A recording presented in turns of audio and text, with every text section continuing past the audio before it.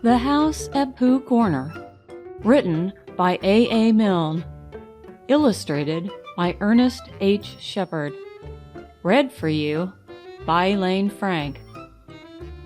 Chapter 1, in which a house is built at Pooh Corner. One day, when Pooh Bear had nothing else to do, he thought he would do something, so he went round to Piglet's house to see what Piglet was doing. It was still snowing as he stumped over the white forest track, and he expected to find Piglet warming his toes in front of his fire. But to his surprise, he saw that the door was open, and the more he looked inside, the more Piglet wasn't there. "He's out," said Pooh sadly. "That's what it is. He's not in. I shall have to go a fast-thinking walk by myself. Bother!" But first he thought that he would knock very loudly just to make quite sure. And while he waited for Piglet not to answer, he jumped up and down to keep warm, and a hum came suddenly into his head, which seemed to him a good hum, such as is hummed hopefully to others. "The more it snows, tiddly-pom, the more it goes, tiddly-pom, the more it goes, tiddly-pom, on snowing.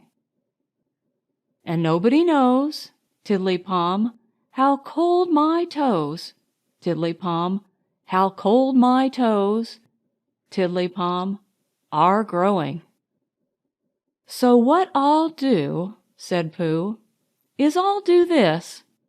I'll just go home first and see what the time is, and perhaps I'll put a muffler round my neck, and then I'll go and see Eeyore and sing it to him."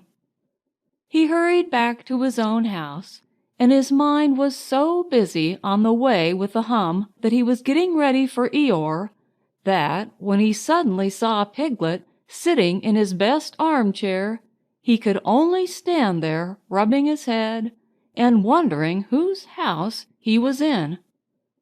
"Hello, Piglet," he said. "I thought you were out." "No," said Piglet. "It's you who were out, Pooh." "So it was," said Pooh. "I knew one of us was." He looked up at his clock, which had stopped at 5 minutes to 11, some weeks ago. "Nearly 11 o'clock," said Pooh happily. "You're just in time for a little smackerel of something." And he put his head into the cupboard. "And then we'll go out, Piglet, and sing my song to Eeyore." "Which song, Pooh?" "The one we're going to sing to Eeyore," explained Pooh. The clock was still saying 5 minutes to 11 when Pooh and Piglet set out on their way half an hour later. The wind had dropped, and the snow, tired of rushing round in circles, trying to catch itself up, now fluttered gently down until it found a place on which to rest, and sometimes the place was Pooh's nose, and sometimes it wasn't, and in a little while Piglet was wearing a white muffler round his neck and feeling more snowy behind the ears than he had ever felt before. "Pooh," he said at last, and a little timidly, because he didn't want Pooh to think he was giving in, "I was just wondering, how would it be if we went home now and practiced your song, and then sang it to Eeyore tomorrow, or the next day, when we happen to see him?"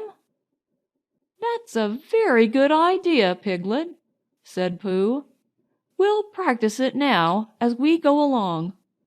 But it's no good going home to practice it, because it's a special outdoor song which has to be sung in the snow. "Are you sure?" asked Piglet anxiously. "Well, you'll see, Piglet, when you listen, because this is how it begins. The more it snows, Tiddly-Palm." "Tiddly what?" said Piglet. "Palm," said Pooh. "I put that in to make it more hummy. The more it goes, Tiddly-Palm, the more—" "Didn't you say snows?" "Yes, but that was before." "Before the Tiddly-Palm?" "It was a different Tiddly-Palm," said Pooh, feeling rather muddled now. "I'll sing it to you properly, and then you'll see." So he sang it again. "The more it snows, Tiddly-Palm, the more it goes, Tiddly-Palm, the more it goes, Tiddly-Palm, on snowing. And nobody knows, Tiddly-Palm, how cold my toes, Tiddly-Palm, how cold my toes, Tiddly-Palm, are growing." He sang it like that, which is much the best way of singing it, and when he had finished, he waited for Piglet to say that of all the outdoor hums for snowy weather he had ever heard, this was the best. And after thinking the matter out carefully, Piglet said, "Pooh," he said solemnly, "it isn't the toes so much as the ears." By this time they were getting near Eeyore's gloomy place, which was where he lived, and as it was still very snowy behind Piglet's ears, and he was getting tired of it, they turned into a little pine wood and sat down on the gate which led into it. They were out of the snow now, but it was very cold, and to keep themselves warm they sang Pooh's song right through 6 times, Piglet doing the Tiddly-Palms and Pooh doing the rest of it, and both of them thumping on the top of the gate with pieces of stick at the proper places. And in a little while they felt much warmer and were able to talk again. "I've been thinking," said Pooh, "and what I've been thinking is this. I've been thinking about Eeyore." "What about Eeyore?" "Well, poor Eeyore has nowhere to live." "Nor he has," said Piglet. "You have a house, Piglet, and I have a house, and they are very good houses.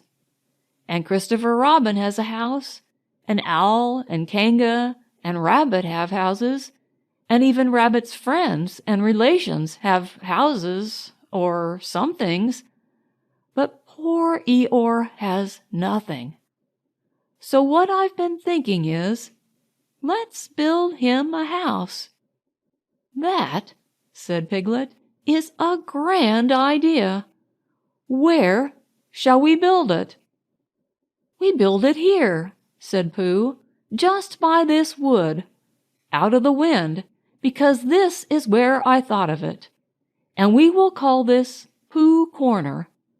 And we will build an Eeyore house with sticks at Pooh Corner for Eeyore." "There was a heap of sticks on the other side of the wood," said Piglet. "I saw them. Lots and lots, all piled up." "Thank you, Piglet," said Pooh. "What you have just said will be a great help to us, and because of it I could call this place Pooh and Piglet Corner, if Pooh Corner didn't sound better, which it does, being smaller and more like a corner. Come along." So they got down off the gate and went round to the other side of the wood to fetch the sticks.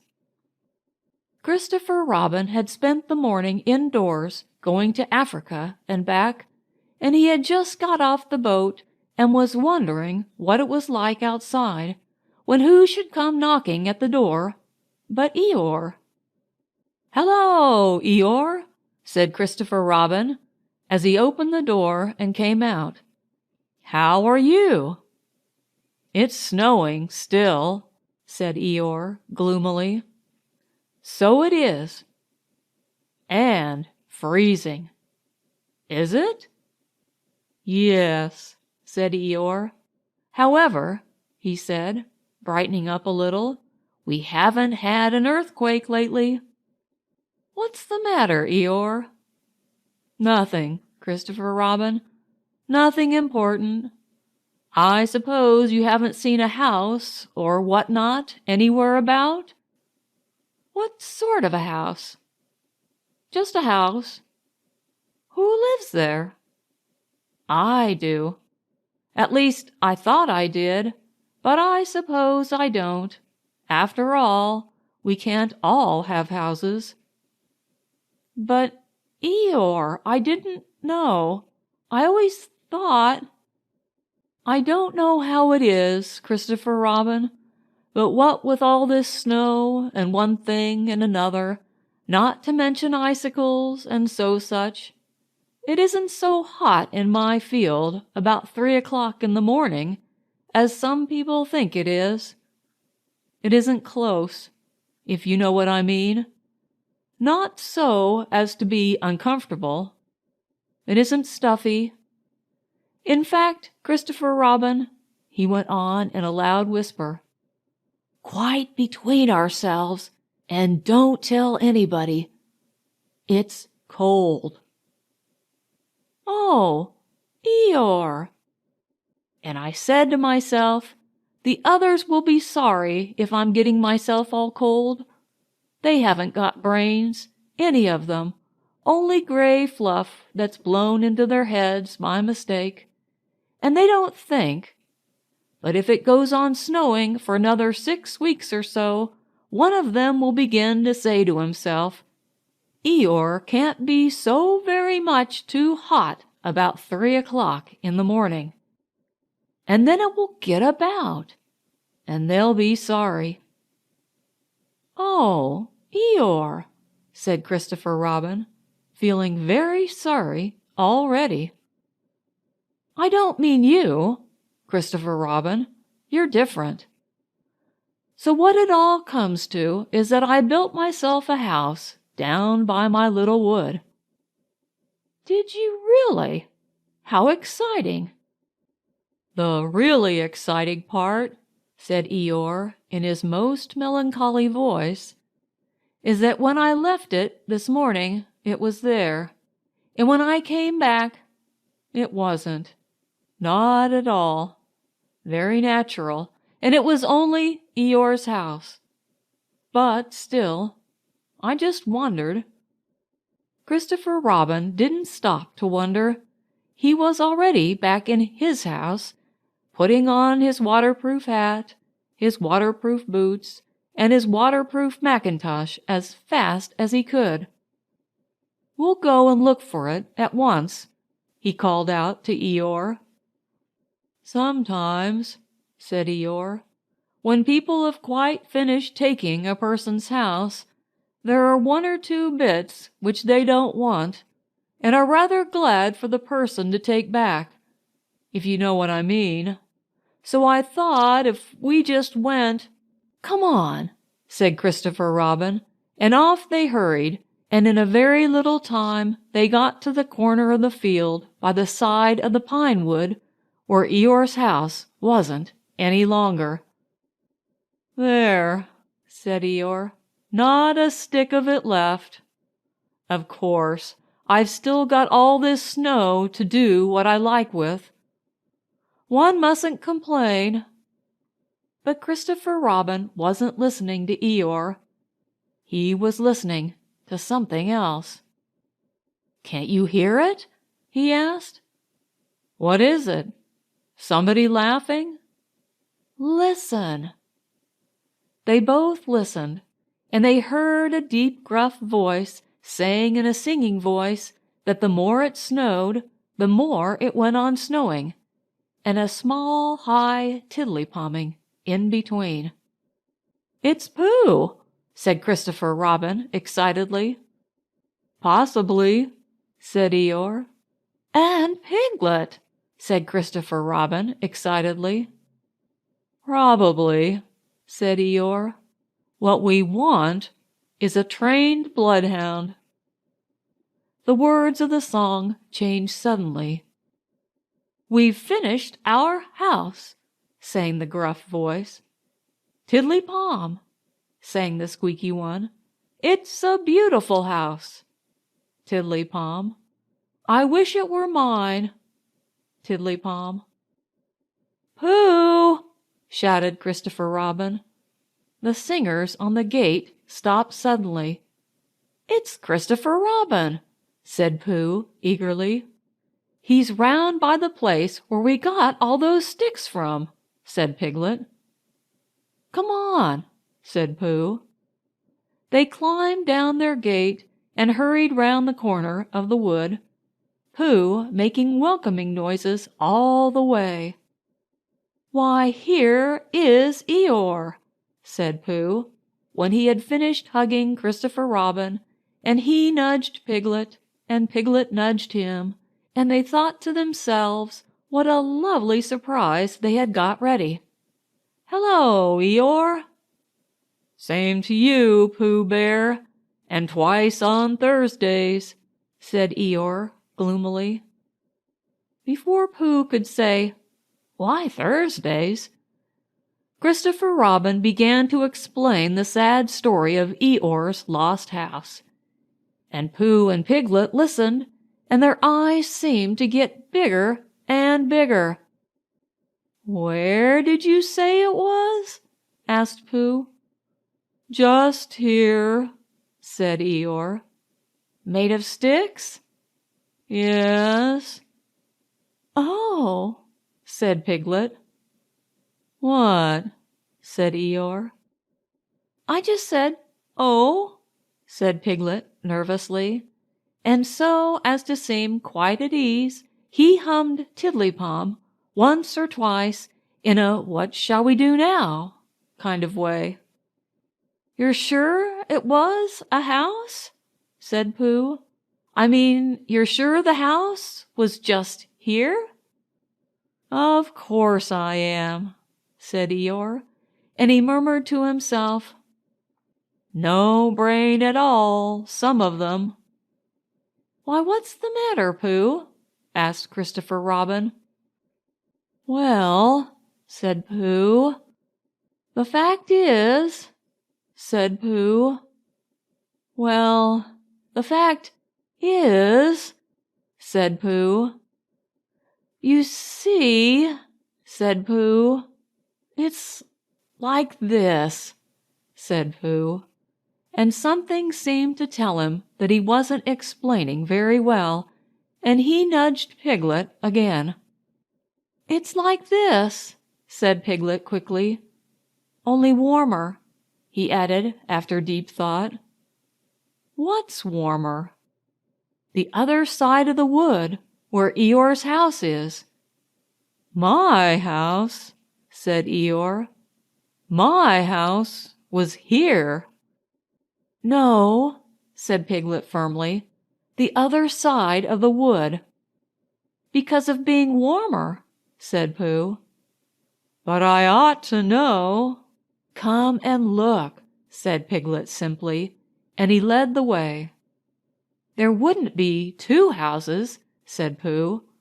Not so close together. They came round the corner, and there was Eeyore's house, looking as comfy as anything. There you are, said Piglet. Inside as well as outside, said Pooh proudly.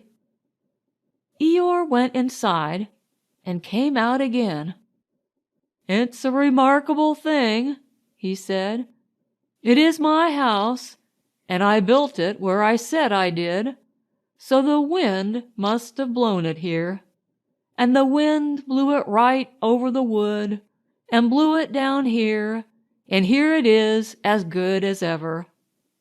In fact, better, in places. Much better, said Pooh and Piglet together. It just shows what can be done by taking a little trouble, said Eeyore. Do you see, Pooh? Do you see, Piglet? Brains first, and then hard work. Look at it.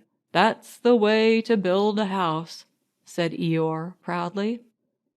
So they left him in it, and Christopher Robin went back to lunch with his friends Pooh and Piglet, and on the way they told him of the awful mistake they had made.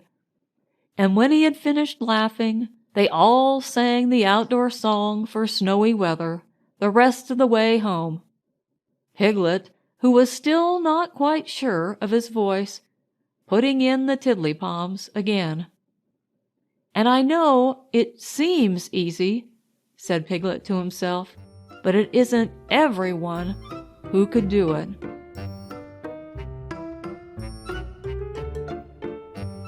Chapter 2, in which Tigger comes to the forest and has breakfast.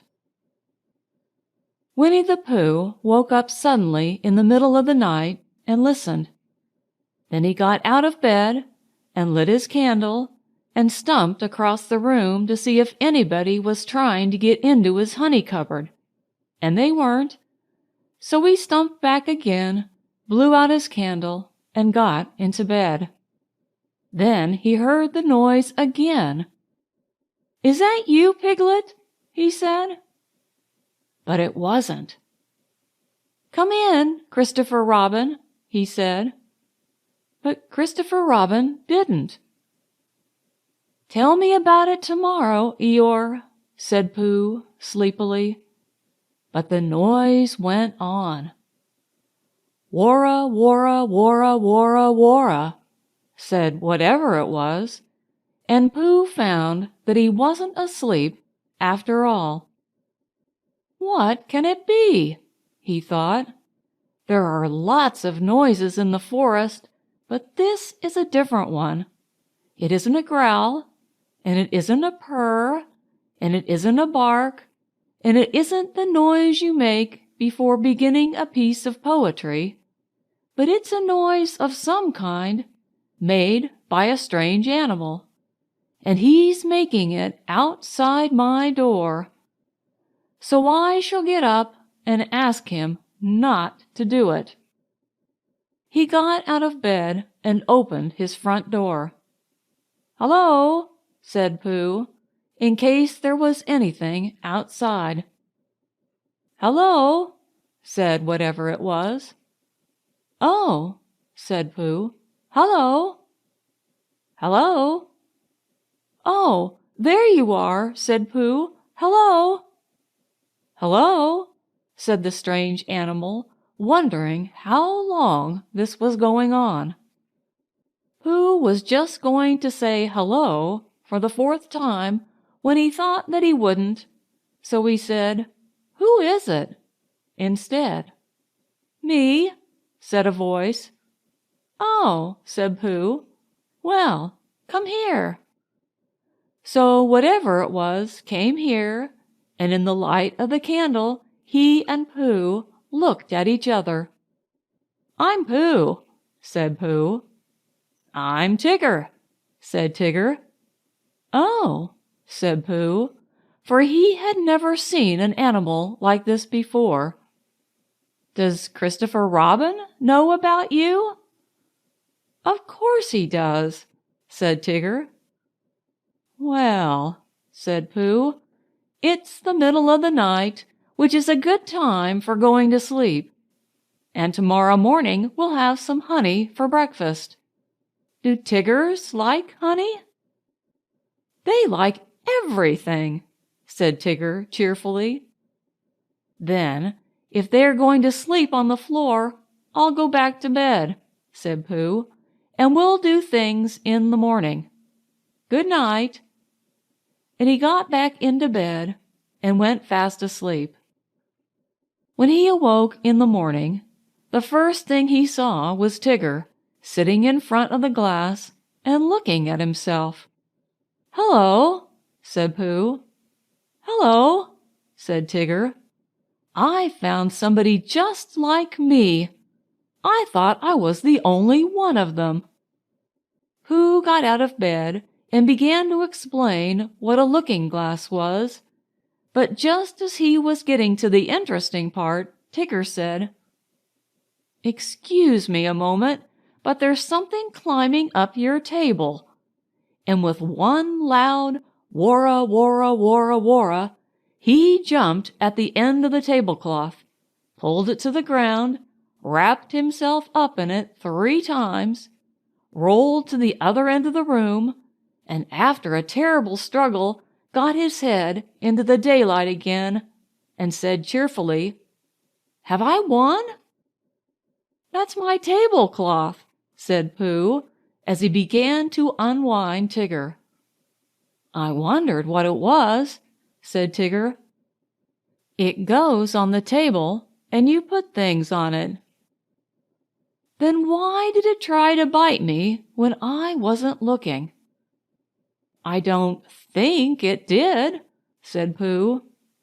"It tried," said Tigger, "but I was too quick for it." Pooh put the cloth back on the table, and he put a large honey pot on the cloth, and they sat down to breakfast. And as soon as they sat down, Tigger took a large mouthful of honey, and he looked up at the ceiling with his head on one side, and made exploring noises with his tongue, and considering noises, and "What have we got here?" noises. And then he said in a very decided voice, "Tiggers don't like honey." "Oh," said Pooh, and tried to make it sound sad and regretful. "I thought they liked everything." "Everything except honey," said Tigger. Pooh felt rather pleased about this, and said that as soon as he had finished his own breakfast, he would take Tigger round to Piglet's house, and Tigger could try some of Piglet's acorns. "Thank you, Pooh," said Tigger, "because acorns is really what Tiggers like best."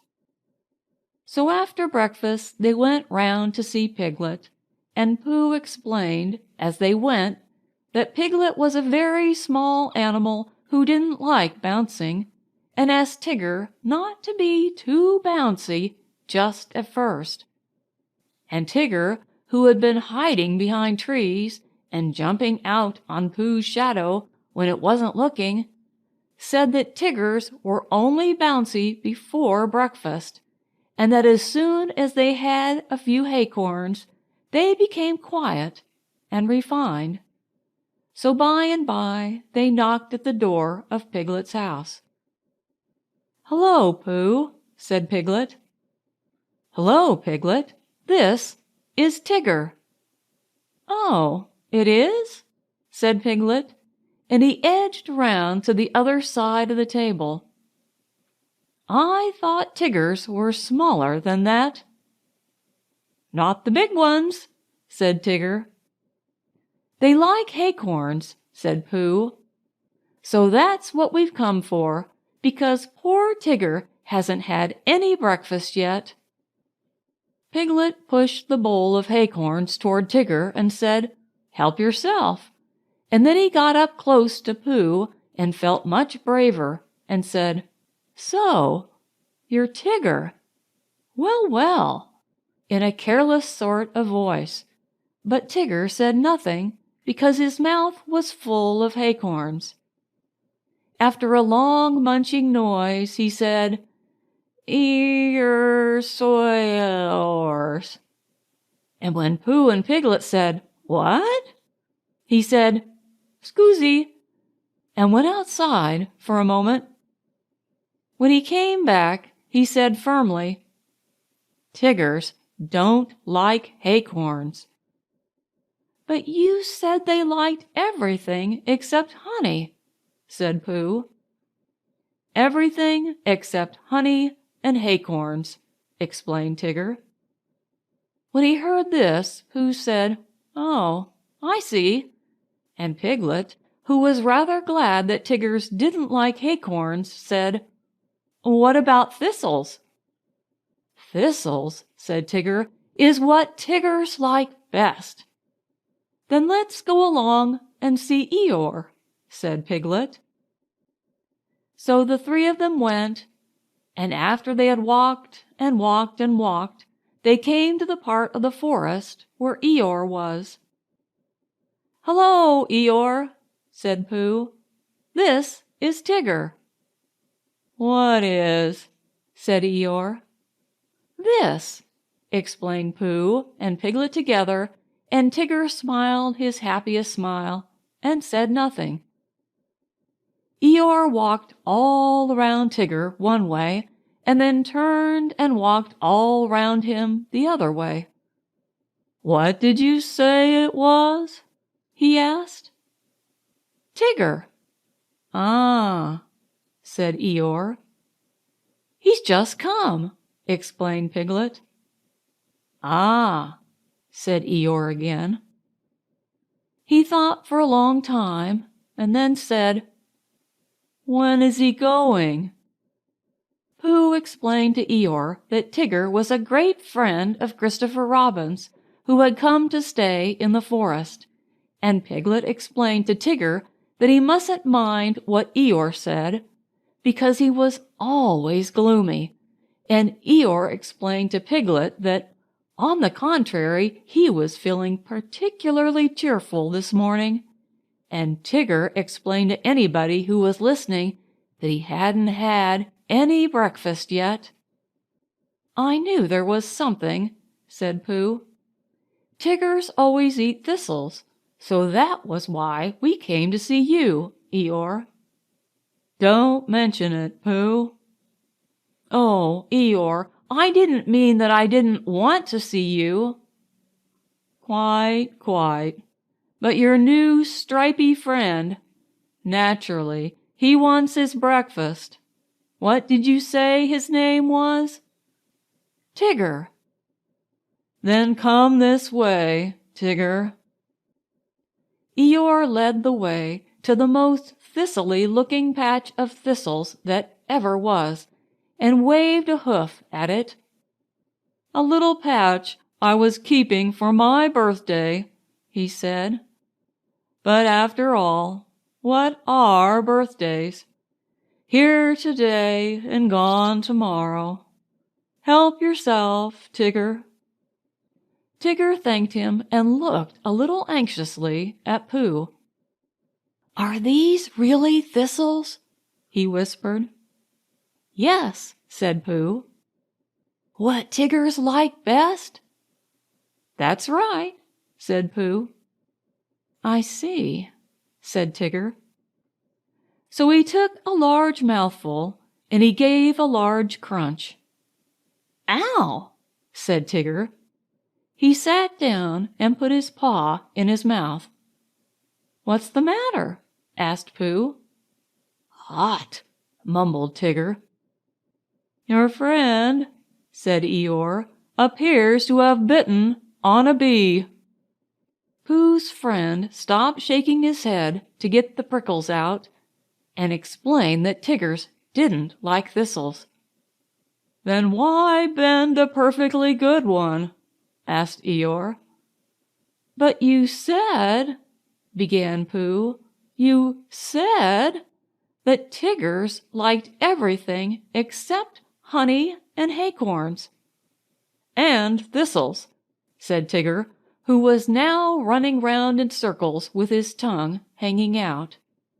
Pooh looked at him sadly. "What are we going to do?" he asked Piglet.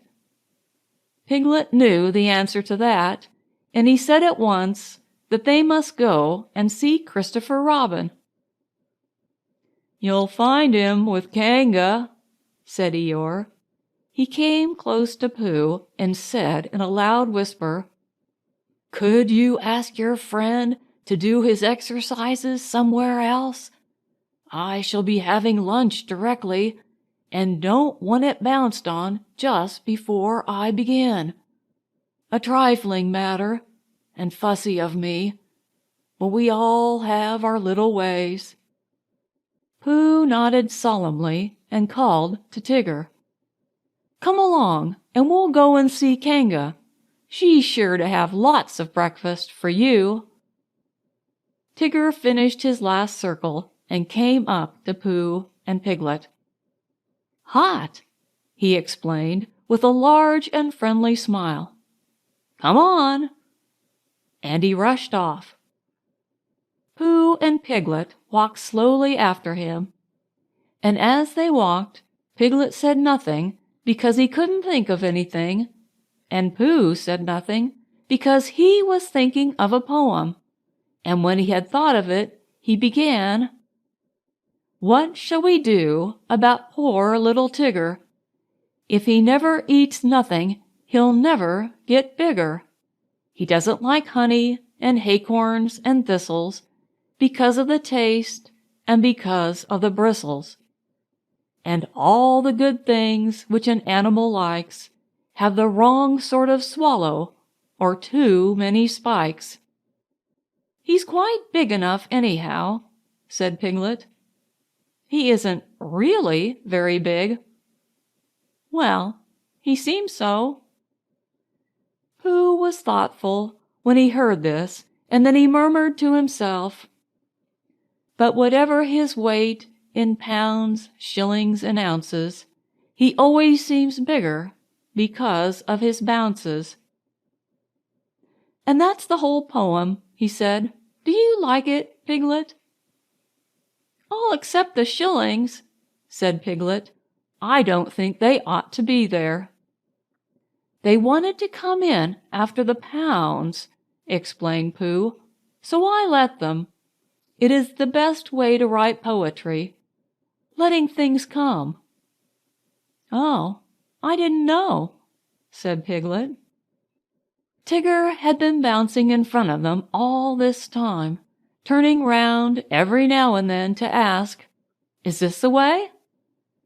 And now at last they came in sight of Kanga's house, and there was Christopher Robin.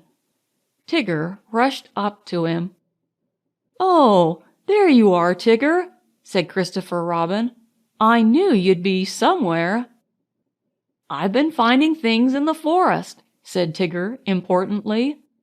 "I found a Pooh and a Piglet and an Eeyore, but I can't find any breakfast." Pooh and Piglet came up and hugged Christopher Robin and explained what had been happening. "Don't you know what Tigger's like?" asked Pooh.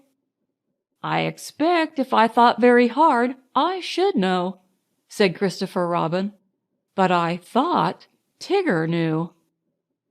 "I do," said Tigger. "Everything there is in the world except honey and acorns, and what were those hot things called?" "Thistles." "Yes, and those." "Oh, well then, Kanga can give you some breakfast." So they went into Kanga's house, and when Roo had said, "Hello, Pooh," and "Hello, Piglet," once, and "Hello, Tigger," twice, because he had never said it before, and it sounded funny, they told Kanga what they wanted, and Kanga said very kindly, "Well, look in my cupboard, Tigger dear, and see what you'd like," because she knew at once that however big Tigger seemed to be, he wanted as much kindness as Roo. "Shall I look too?" said Pooh, who was beginning to feel 11 o'clockish.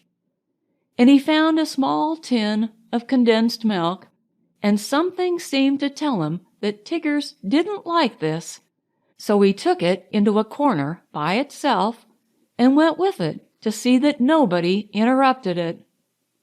But the more Tigger put his nose into this and his paw into that, the more things he found which Tiggers didn't like. And when he had found everything in the cupboard and couldn't eat any of it, he said to Kanga, "What happens now?" But Kanga and Christopher Robin and Piglet were all standing around Roo, watching him have his extract of malt. And Roo was saying, "Must I?" And Kanga was saying, "Now, Roo dear, you remember what you promised." "What is it?" whispered Tigger to Piglet. "His strengthening medicine," said Piglet. "He hates it." So Tigger came closer, and he leant over the back of Rue's chair, and suddenly he put out his tongue and took one large gollop, and with a sudden jump of surprise, Kanga said, "Oh!" and then clutched at the spoon again just as it was disappearing, and pulled it safely back out of Tigger's mouth. But the extract of malt had gone. "Tigger, dear," said Kanga. "He's taken my medicine! He's taken my medicine! He's taken my medicine!" sang Rue happily, thinking it was a tremendous joke. Then Tigger looked up at the ceiling and closed his eyes, and his tongue went round and round his chops, in case he had left any outside, and a peaceful smile came over his face as he said, "So that's what Tigger's like." Which explains why he always lived at Kanga's house afterwards, and had extract of malt for breakfast, dinner, and tea. And sometimes, when Kanga thought he wanted strengthening, he had a spoonful or two of Rue's breakfast after meals as medicine. "But I think," said Piglet to Pooh, "that he's been strengthened quite enough."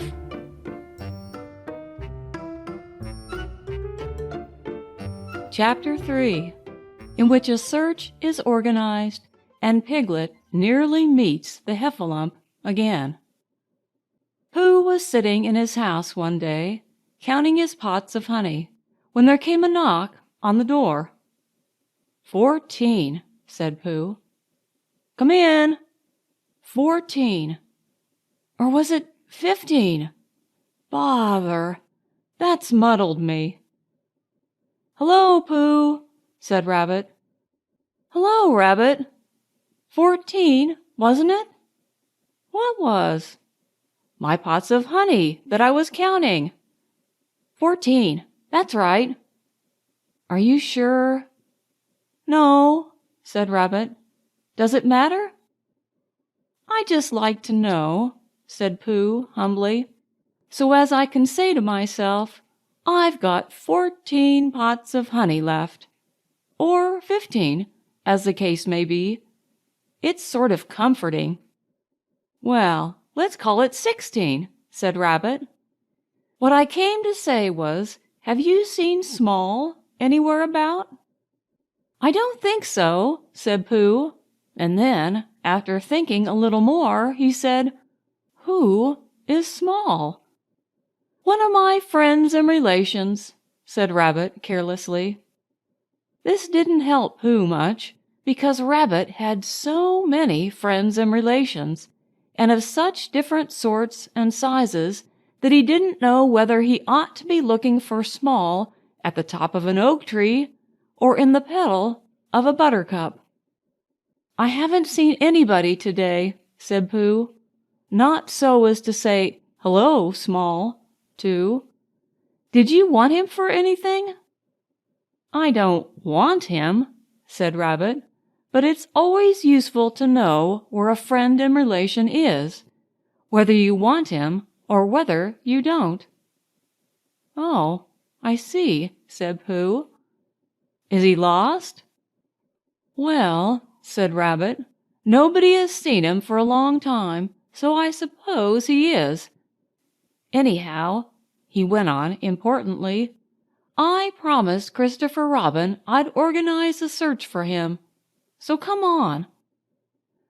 Pooh said good-bye affectionately to his 14 pots of honey, and hoped they were 15, and he and Rabbit went out into the forest. "Now," said Rabbit, "this is a search, and I've organized it." "Done what to it?" said Pooh. "Organized it, which means, well, it's what you do to a search when you don't all look in the same place at once. So I want you, Pooh, to search by the pine trees first, and then work your way towards Owl's house, and look out for me there. Do you see?" "No," said Pooh. "What?" "Then I'll see you at Owl's house in about an hour's time." "Is Piglet organdized too?" "We all are," said Rabbit, and off he went. As soon as Rabbit was out of sight, Pooh remembered that he had forgotten to ask who Small was, and whether he was the sort of friend and relation who settled on one's nose, or the sort who got trodden on by mistake. And as it was too late now, he thought he would begin the hunt by looking for Piglet, and asking him what they were looking for before he looked for it. "And it's no good looking at the 6 pine trees for Piglet," said Pooh to himself, "because he's been organdized in a special place of his own. So I shall have to look for the special place first. I wonder where it is." And he wrote it down in his head like this: Order of looking for things. 1. Special place. To find Piglet. 2. Piglet. To find who Small is. 3. Small. To find Small. 4. Rabbit. To tell him I've found Small. 5. Small again. To tell him I've found Rabbit. Which makes it look like a bothering sort of day, thought Pooh, as he stumped along. The next moment the day became very bothering indeed, because Pooh was so busy not looking where he was going that he stepped on a piece of the forest which had been left out by mistake. And he only just had time to think to himself, "I'm flying. What Owl does. I wonder how you stop," when he stopped. Bump! "Ow!" squeaked something. "That's funny," thought Pooh. "I said ow without really oohing." "Help!" said a small, high voice. "That's me again," thought Pooh. "I've had an accident and fallen down a well, and my voice has gone all squeaky and works before I'm ready for it, because I've done something to myself inside. Bother! Help! Help! There you are. I say things when I'm not trying, so it must be a very bad accident." And then he thought that perhaps when he did try to say things, he wouldn't be able to. So to make sure, he said loudly, "A very bad accident to Pooh Bear." "Who?" squeaked the voice. "It's Piglet!" cried Pooh eagerly. "Where are you?" "Underneath," said Piglet, in an underneath sort of way. "Underneath what?" "You!" squeaked Piglet. "Get up!" "Oh," said Pooh, and scrambled up as quickly as he could. "Did I fall on you, Piglet?" "You fell on me," said Piglet, feeling himself all over. "I didn't mean to," said Pooh, sorrowfully. "I didn't mean to be underneath," said Piglet sadly. "But I'm all right now, Pooh, and I am so glad it was you." "What's happened?" said Pooh. "Where are we?" "I think we're in a sort of pit.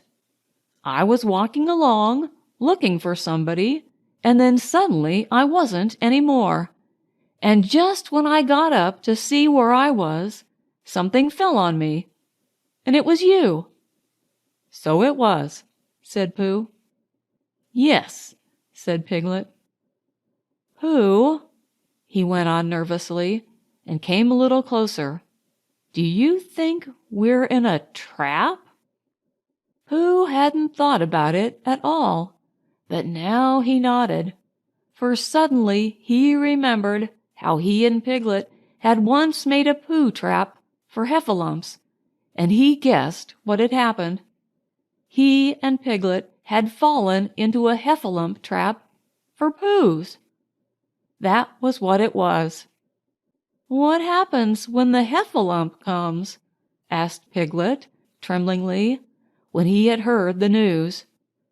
"Perhaps he won't notice you, Piglet," said Pooh encouragingly, "because you're a very small animal." "But he'll notice you, Pooh." "He'll notice me, and I shall notice him," said Pooh, thinking it out. "We'll notice each other for a long time, and then he'll say, 'Ho, ho!'" Piglet shivered a little at the thought of that. Ho, ho! And his ears began to twitch. "What will you say?" he asked. Pooh tried to think of something he would say, but the more he thought, the more he felt that there is no real answer to "ho, ho," said by a heffalump in the sort of voice this heffalump was going to say it in. "I shan't say anything," said Pooh at last. "I shall just hum to myself, as if I was waiting for something." "Then perhaps he'll say 'Ho, ho' again?" suggested Piglet, anxiously. "He will," said Pooh. Piglet's ears twitched so quickly that he had to lean them against the side of the trap to keep them quiet. "He will say it again," said Pooh, "and I shall go on humming. And that will upset him, because when you say 'ho, ho' twice in a gloating sort of way, and the other person only hums, you suddenly find, just as you begin to say it the third time, that, well, you find—" "What?" "That it isn't," said Pooh. "Isn't what?" Pooh knew what he meant, but being a bear of very little brain, couldn't think of the words. "Well, it just isn't," he said again. "You mean it isn't ho-ho-ish any more?" said Piglet hopefully. Pooh looked at him admiringly and said that that was what he meant, if you went on humming all the time, because you couldn't go on saying "ho-ho" forever. "But he'll just say something else," said Piglet. "That's just it. He'll say, 'What's all this?' And then I shall say, and this is a very good idea, Piglet, which I've just thought of, I shall say, 'It's a trap for a heffalump which I've made, and I'm waiting for the heffalump to fall in.' And I shall go on humming. That will unsettle him." "Pooh!" cried Piglet, and now it was his turn to be the admiring one. "You've saved us." "Have I?" said Pooh, not feeling quite sure.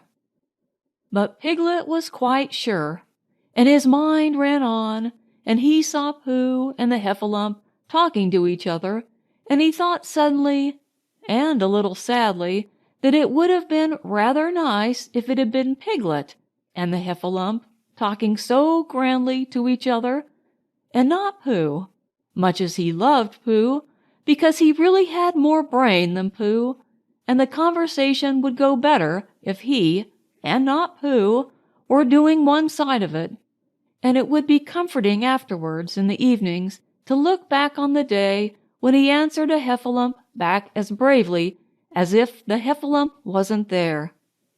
It seemed so easy now. He knew just what he would say. Heffalump, gloatingly, "Ho, ho!" Piglet, carelessly, "Tra-la-la, tra-la-la." Heffalump, surprised, but not quite so sure of himself, "Ho, ho!" Piglet, more carelessly still, "Tiddle-um-tum, tiddle-um-tum." Heffalump, beginning to say "ho, ho," and turning it awkwardly into a cough, "Ahem! What's all this?" Piglet, surprised, "Hello! This is a trap I've made, and I'm waiting for a heffalump to fall into it." Heffalump, greatly disappointed. "Oh." After a long silence, "Are you sure?" Piglet, "Yes." Heffalump, "Oh." Nervously, I thought it was a trap I'd made to catch piglets." Piglet, surprised, "Oh, no." Heffalump, "Oh." Apologetically, I must have got it wrong then." Piglet, "I'm afraid so." Politely, "I'm sorry." He goes on humming. Heffalump, well, I suppose I'd better be getting back?" Piglet, looking up carelessly, "Must you?" "Well, if you see Christopher Robin anywhere, you might tell him I want him." Heffalump, eager to please, "Certainly, certainly." He hurries off. Pooh, who wasn't going to be there, but we find we can't do without him. "Oh, Piglet, how brave and clever you are!" Piglet, modestly, "Not at all, Pooh."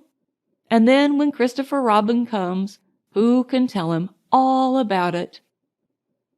While Piglet was dreaming this happy dream, and Pooh was wondering again whether it was 14 or 15, the search for Small was still going on all over the forest. Small's real name was Very Small Beetle, but he was called Small for short when he was spoken to at all, which hardly ever happened except when somebody said, "Really, Small?"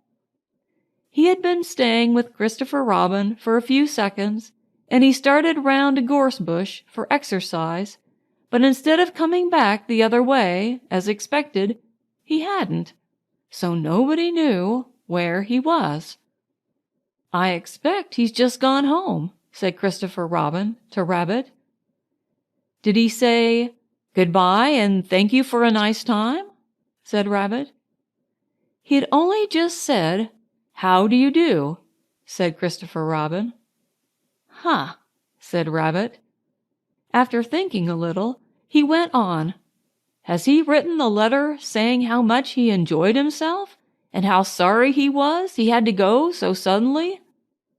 Christopher Robin didn't think he had.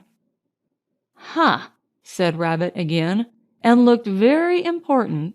"This is serious. He is lost. We must begin the search at once." Christopher Robin, who was thinking of something else, said, "Where's Pooh?" But Rabbit had gone. So he went into his house and drew a picture of Pooh going on a long walk at about 7 o'clock in the morning, and then he climbed to the top of his tree and climbed down again, and then he wondered what Pooh was doing, and went across the forest to see. It was not long before he came to the gravel pit, and he looked down, and there were Pooh and Piglet with their backs to him, dreaming happily. "Ho, ho!" said Christopher Robin loudly and suddenly. Piglet jumped 6 inches in the air with surprise and anxiety, but Pooh went on dreaming. "It's the heffalump," thought Piglet nervously. "Now then." He hummed in his throat a little so that none of the words should stick, and then in the most delightfully easy way he said, "Tra-la-la, tra-la-la," as if he had just thought of it. But he didn't look round, because if you look round and see a very fierce heffalump looking down at you, sometimes you forget what you were going to say. "Rum-tum-tum, tiddle-um," said Christopher Robin in a voice like Pooh's, because Pooh had once invented a song which went, "Tra-la-la, tra-la-la, tra-la-la, tra-la-la, rum-tum-tum, tiddle-um." So when Christopher Robin sings it, he always sings it in a Pooh voice, which seems to suit it better.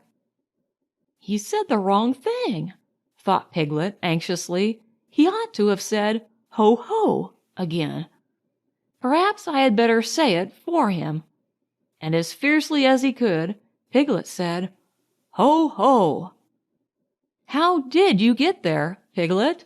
said Christopher Robin in his ordinary voice. "This is terrible," thought Piglet. "First he talks in Pooh's voice, and then he talks in Christopher Robin's voice, and he's doing it so as to unsettle me." And being now completely unsettled, he said very quickly and squeakily, "This is a trap for Poohs, and I'm waiting to fall in it. Ho, ho! What's all this?" And then I say, "Ho, ho!" again. "What?" said Christopher Robin.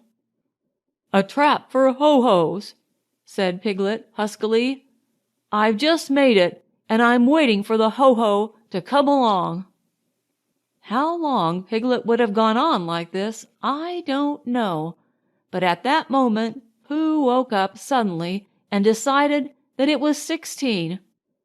So he got up and he turned his head so as to soothe himself in that awkward place in the middle of the back where something was tickling him, and he saw Christopher Robin.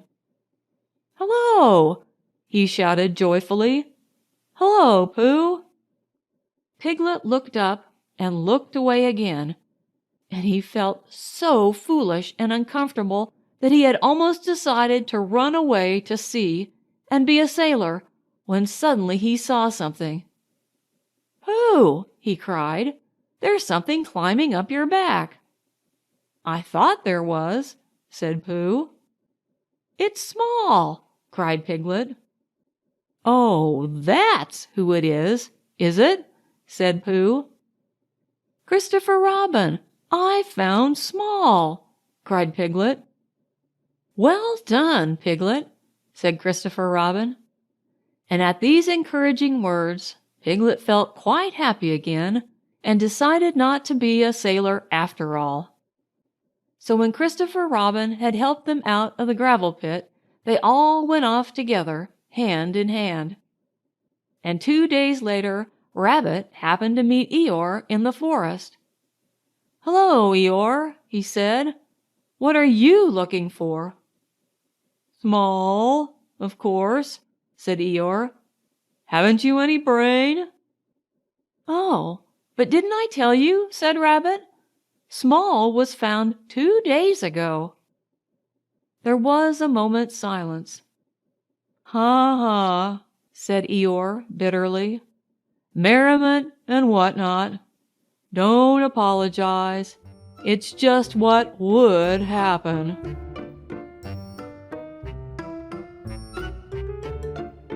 Chapter 4, in which it is shown that Tiggers don't climb trees. One day, when Pooh was thinking, he thought he would go and see Eeyore, because he hadn't seen him since yesterday. And as he walked through the heather, singing to himself, he suddenly remembered that he hadn't seen Owl since the day before yesterday. So he thought that he would just look in at the 100-acre wood on the way and see if Owl was at home. Well, he went on singing until he came to the part of the stream where the stepping stones were, and when he was in the middle of the 3rd stone, he began to wonder how Kanga and Roo and Tigger were getting on, because they all lived together in a different part of the forest. And he thought, I haven't seen Roo for a long time, and if I don't see him today, it will be a still longer time. So he sat down on the stone in the middle of the stream and sang another verse of his song while he wondered what to do. The other verse of the song was like this: I could spend a happy morning seeing Roo.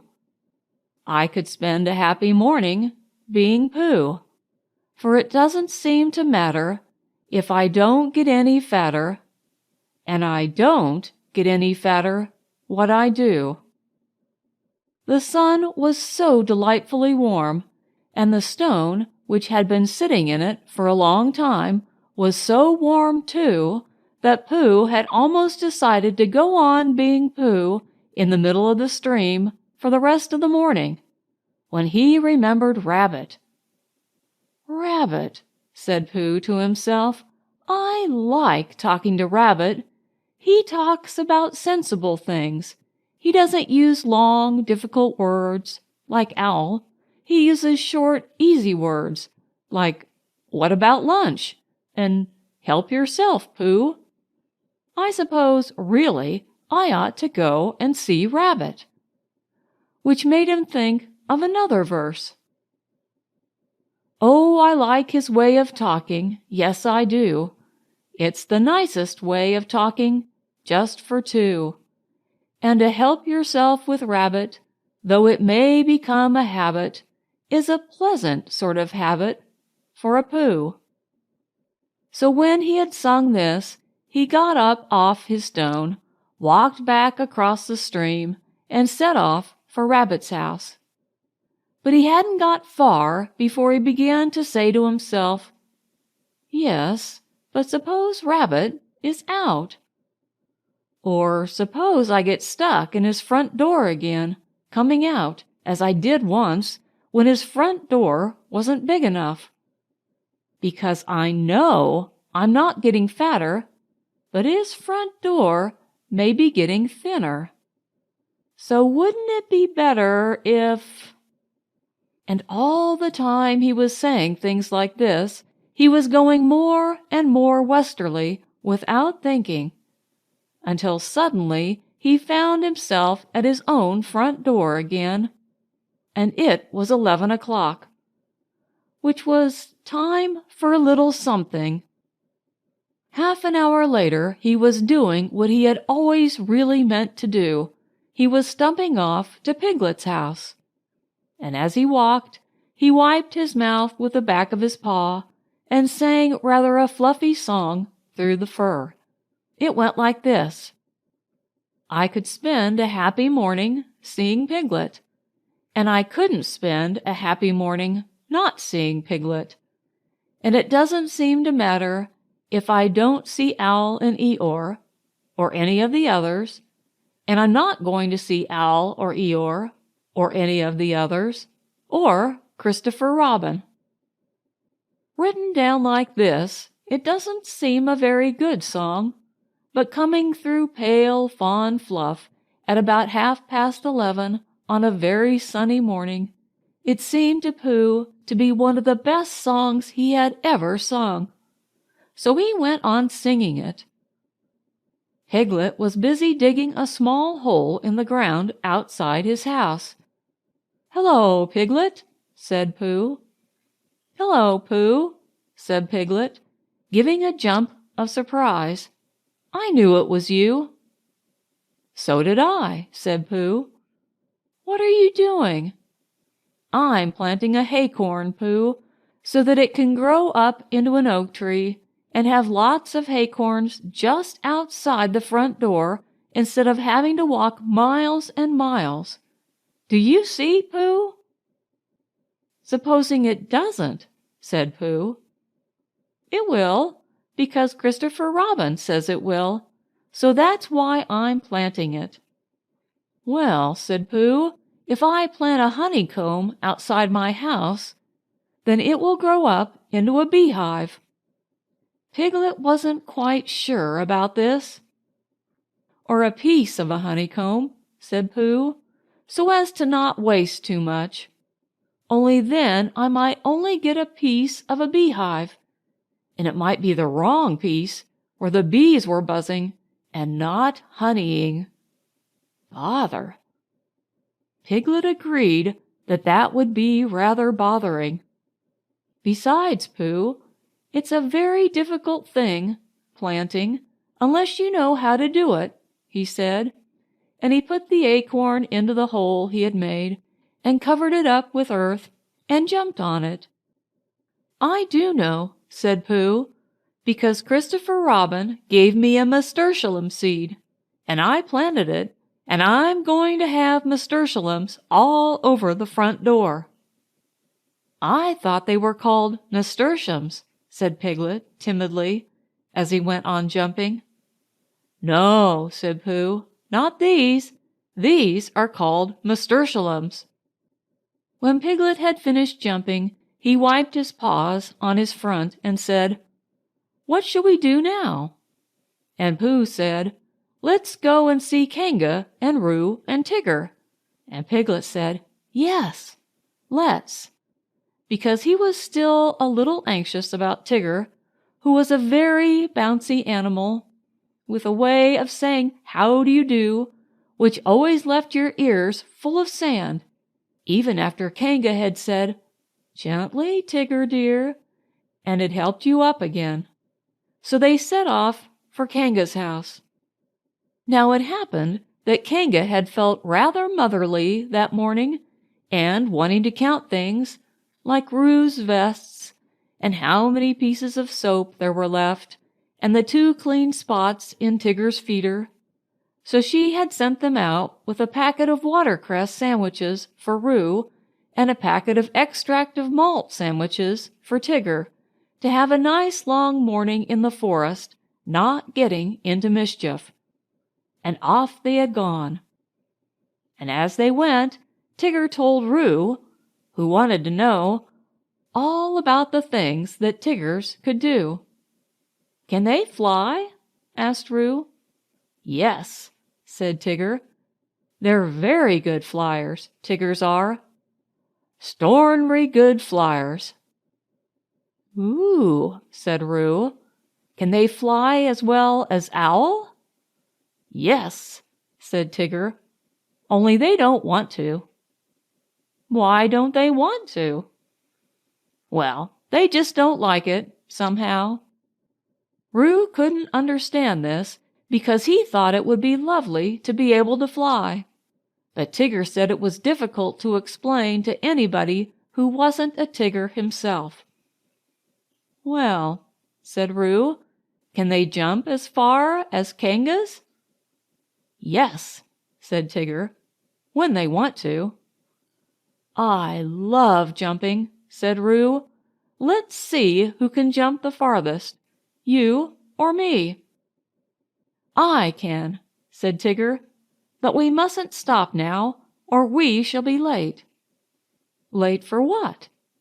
"For whatever we want to be in time for," said Tigger, hurrying on. In a little while they came to the 6 pine trees. "I can swim," said Roo. "I fell in the river, and I swimmed. Can Tiggers swim?" "Of course they can. Tiggers can do everything."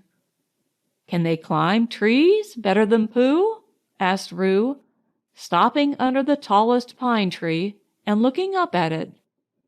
"Climbing trees is what they do best," said Tigger. "Much better than Pooh's." "Could they climb this one?" "They're always climbing trees like that," said Tigger, "up and down, all day."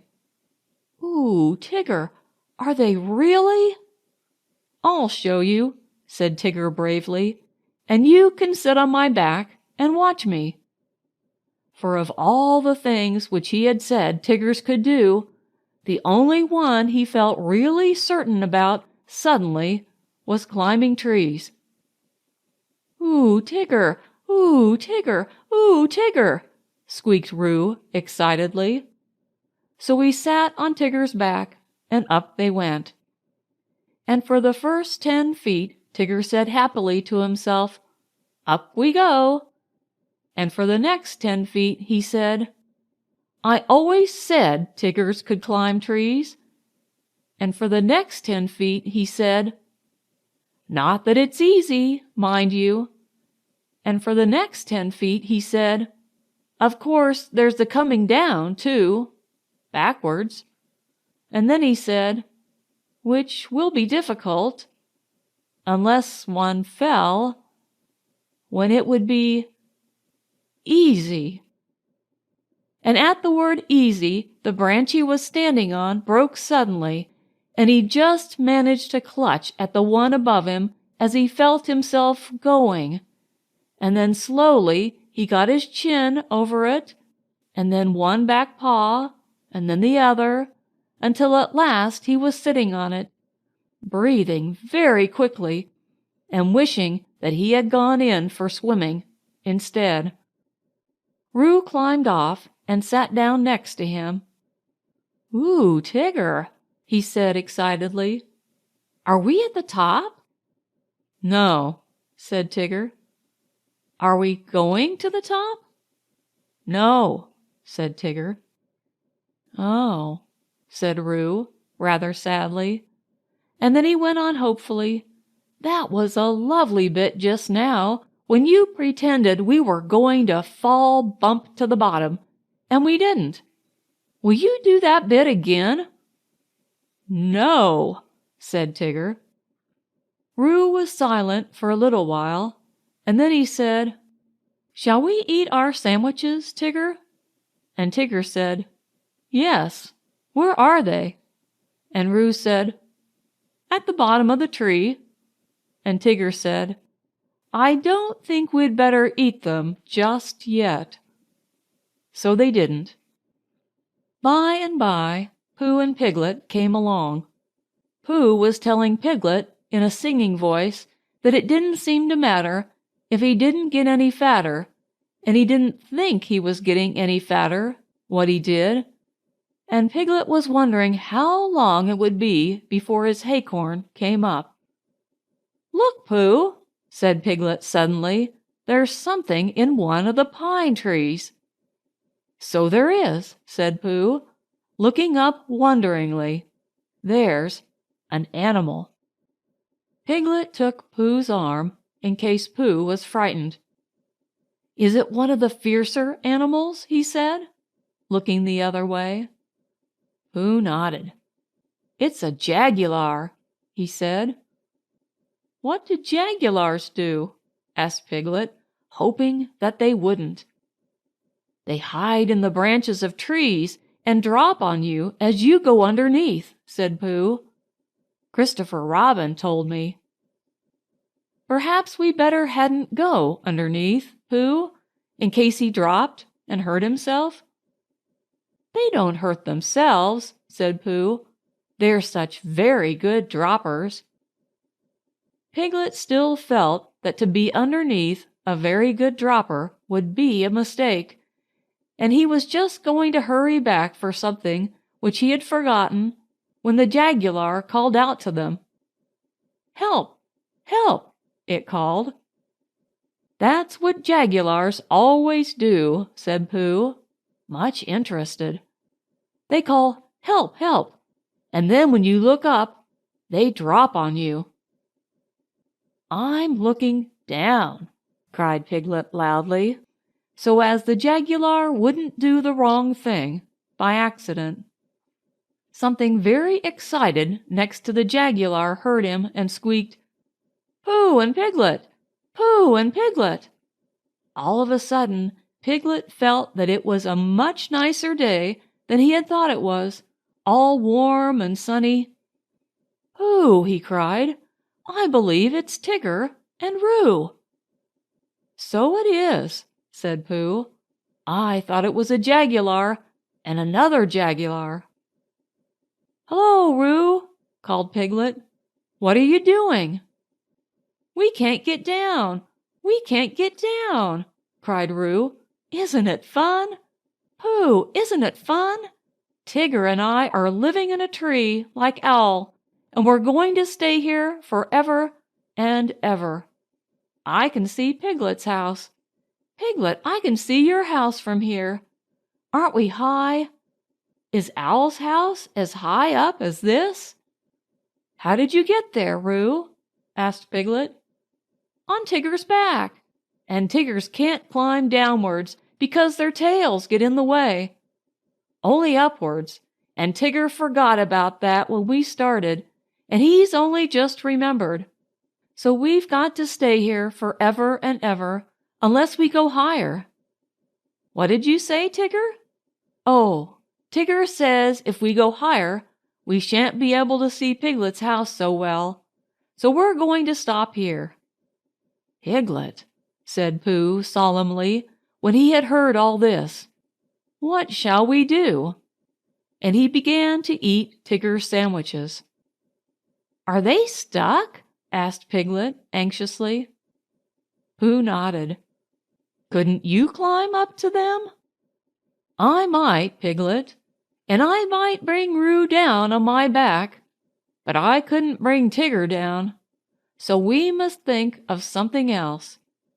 And in a thoughtful way he began to eat Roo's sandwiches too. Whether he would have thought of anything before he had finished the last sandwich, I don't know, but he had just got to the last but one when there was a crackling in the bracken, and Christopher Robin and Eeyore came strolling along together. "I shouldn't be surprised if it hailed a good deal tomorrow," Eeyore was saying. "Blizzards and what not. Being fine today doesn't mean anything. It has no what's that word? Well, it has none of that.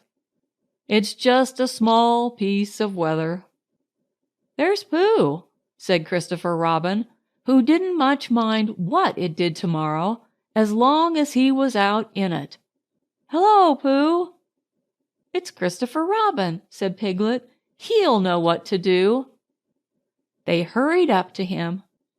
"Oh, Christopher Robin," began Pooh. "And Eeyore," said Eeyore. "Tigger and Roo are right up the 6 pine trees, and they can't get down, and I was just saying," put in Piglet, "that if only Christopher Robin and Eeyore, if only you were here, then we could think of something to do." Christopher Robin looked up at Tigger and Roo and tried to think of something. "I thought," said Piglet earnestly, "that if Eeyore stood at the bottom of the tree, and if Pooh stood on Eeyore's back, and if I stood on Pooh's shoulders, and if Eeyore's back snapped suddenly, then we could all laugh. Ha, ha.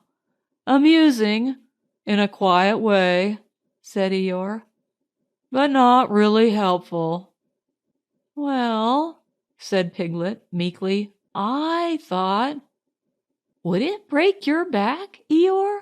asked Pooh, very much surprised. "That's what would be so interesting, Pooh, not being quite sure till afterwards." Pooh said, "Oh," and they all began to think again. "I've got an idea," cried Christopher Robin suddenly. "Listen to this, Piglet," said Eeyore, "and then you'll know what we're trying to do. I'll take off my tunic, and we'll each hold a corner, and then Roo and Tigger can jump into it, and it will be all soft and bouncy for them, and they won't hurt themselves." "Getting Tigger down," said Eeyore, "and not hurting anybody. Keep those 2 ideas in your head, Piglet, and you'll be all right." But Piglet wasn't listening. He was so agog at the thought of seeing Christopher Robin's blue braces again. He had only seen them once before, when he was much younger, and being a little overexcited by them, had to go to bed half an hour earlier than usual. And he had always wondered since if they were really as blue and as bracing as he had thought them.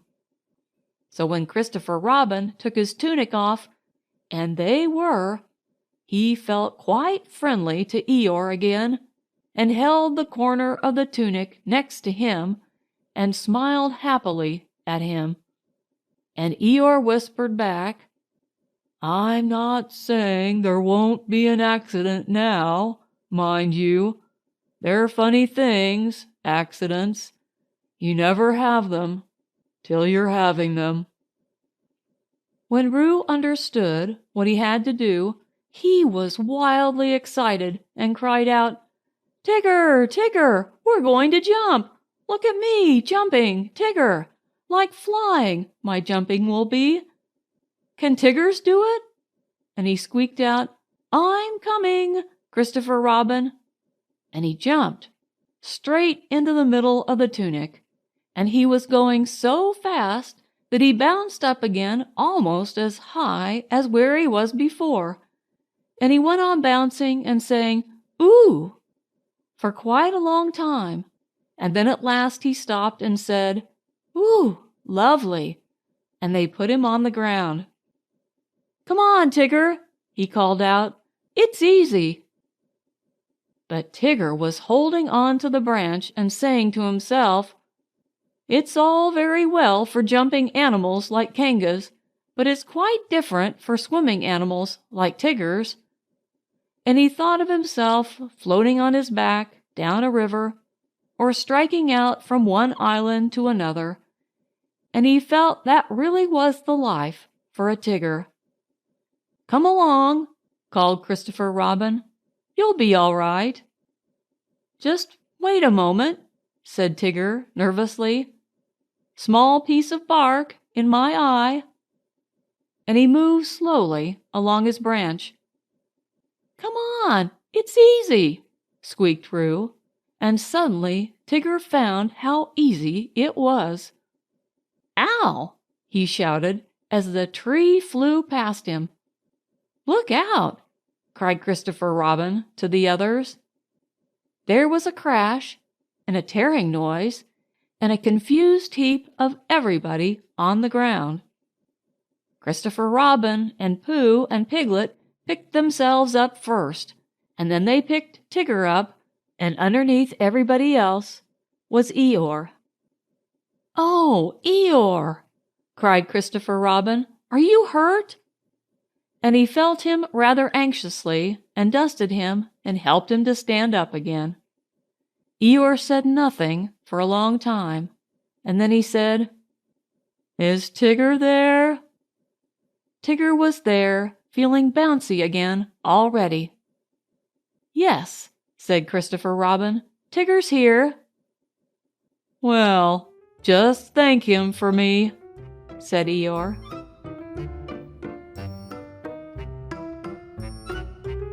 Chapter 5, in which Rabbit has a busy day, and we learn what Christopher Robin does in the mornings. It was going to be one of Rabbit's busy days. As soon as he woke up, he felt important, as if everything depended upon him. It was just the day for organizing something, or for writing a notice signed Rabbit, or for seeing what everybody else thought about it. It was a perfect morning for hurrying round to Pooh and saying, "Very well, then, I'll tell Piglet," and then going to Piglet and saying, "Pooh thinks, but perhaps I'd better see Owl first." It was a captainish sort of day when everybody said, "Yes, Rabbit," and "No, Rabbit," and waited until he had told them. He came out of his house and sniffed the warm spring morning as he wondered what he would do. Kanga's house was nearest, and at Kanga's house was Roo, who said, "Yes, Rabbit," and "No, Rabbit," almost better than anybody else in the forest. But there was another animal there nowadays, the strange and bouncy Tigger. And he was the sort of Tigger who was always in front when you were showing him the way anywhere, and was generally out of sight when at last you came to the place and said proudly, "Here we are." "No, not Kangas," said Rabbit thoughtfully to himself, as he curled his whiskers in the sun, and to make quite sure that he wasn't going there, he turned to the left and trotted off in the other direction, which was the way to Christopher Robin's house. "After all," said Rabbit to himself, "Christopher Robin depends on me. He's fond of Pooh and Piglet and Eeyore, and so am I, but they haven't any brain, not to notice. And he respects Owl because you can't help respecting anybody who can spell Tuesday, even if he doesn't spell it right. But spelling isn't everything. There are days when spelling Tuesday simply doesn't count. And Kanga is too busy looking after Roo, and Roo is too young, and Tigger is too bouncy to be any help. So there's really nobody but me, when you come to look at it. I'll go and see if there's anything he wants doing, and then I'll do it for him. It's just the day for doing things. He trotted along happily, and by he crossed the stream and came to the place where his friends and relations lived. There seemed to be even more of them about than usual this morning, and having nodded to a hedgehog or two, with whom he was too busy to shake hands, and having said good morning, importantly to some of the others, and "Ah, there you are," kindly to the smaller ones, he waved a paw at them over his shoulder and was gone, leaving such an air of excitement and I don't know what behind him that several members of the beetle family, including Henry Rush, made their way at once to the 100-acre wood and began climbing trees in the hope of getting to the top before it happened, whatever it was, so that they might see it properly. Rabbit hurried on by the edge of the 100-acre wood, feeling more important every minute, and soon he came to the tree where Christopher Robin lived.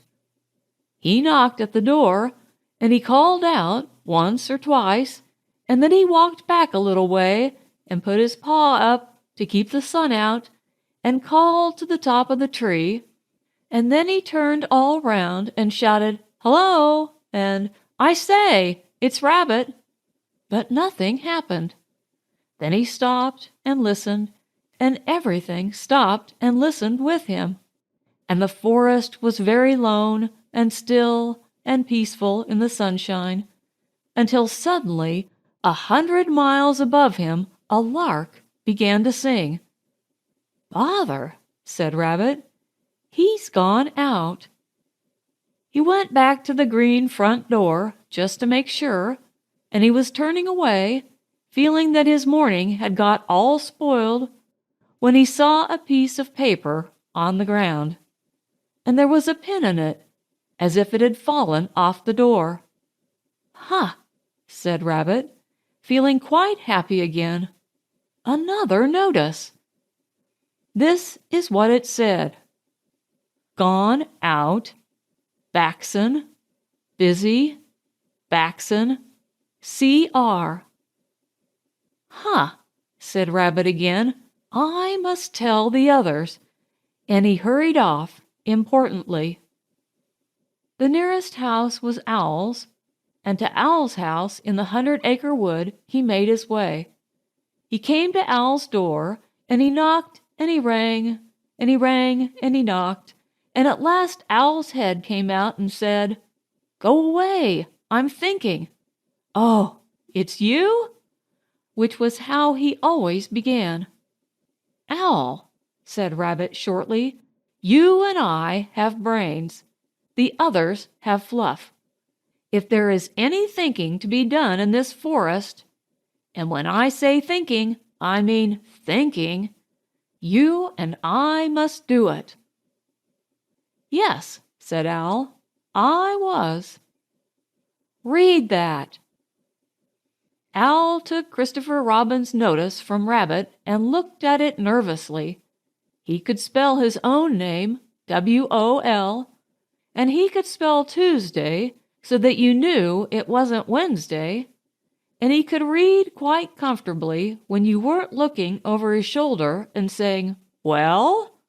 all the time, and he could— "Well?" said Rabbit. "Yes," said Owl, looking wise and thoughtful. "I see what you mean. Undoubtedly." "Well?" "Exactly," said Owl. Precisely. And he added, after a little thought, "If you had not come to me, I should have come to you." "Why?" asked Rabbit. "For that very reason," said Owl, hoping that something helpful would happen soon. "Yesterday morning," said Rabbit solemnly, "I went to see Christopher Robin. He was out. Pinned on his door was a notice." "The same notice?" "A different one, but the meaning was the same. It's very odd." "Amazing," said Owl, looking at the notice again and getting, just for a moment, a curious sort of feeling that something had happened to Christopher Robin's back. "What did you do?" "Nothing." "The best thing," said Owl wisely. "Well?" said Rabbit again, as Owl knew he was going to. "Exactly," said Owl. For a little while he couldn't think of anything more, and then, all of a sudden, he had an idea. "Tell me, Rabbit," he said, "the exact words of the first notice. This is very important. Everything depends on this, the exact words of the first notice." It was just the same as that one, really. Owl looked at him and wondered whether to push him off the tree, but, feeling that he could always do it afterwards, he tried once more to find out what they were talking about. "The exact words, please," he said, as if Rabbit hadn't spoken. "It just said, 'Gone out, Baxon.' Same as this, only this says, 'Busy, Baxon too.'" Owl gave a great sigh of relief. "Ah," said Owl, "now we know where we are." "Yes, but where's Christopher Robin?" said Rabbit. "That's the point." Owl looked at the notice again. To one of his education, the reading of it was easy.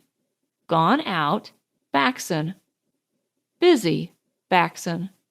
Just the sort of thing you'd expect to see on a notice. "It is quite clear what has happened, my dear Rabbit," he said. "Christopher Robin has gone out somewhere with Baxon. He and Baxon are busy together. Have you seen a Baxon anywhere about in the forest lately?" "I don't know," said Rabbit. "That's what I came to ask you. What are they like?" "Well," said Owl, "the spotted or herbaceous Baxon is just a...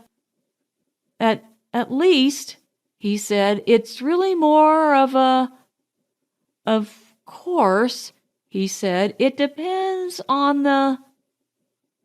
"Well," said Owl, "the fact is," he said, "I don't know what they're like," said Owl frankly.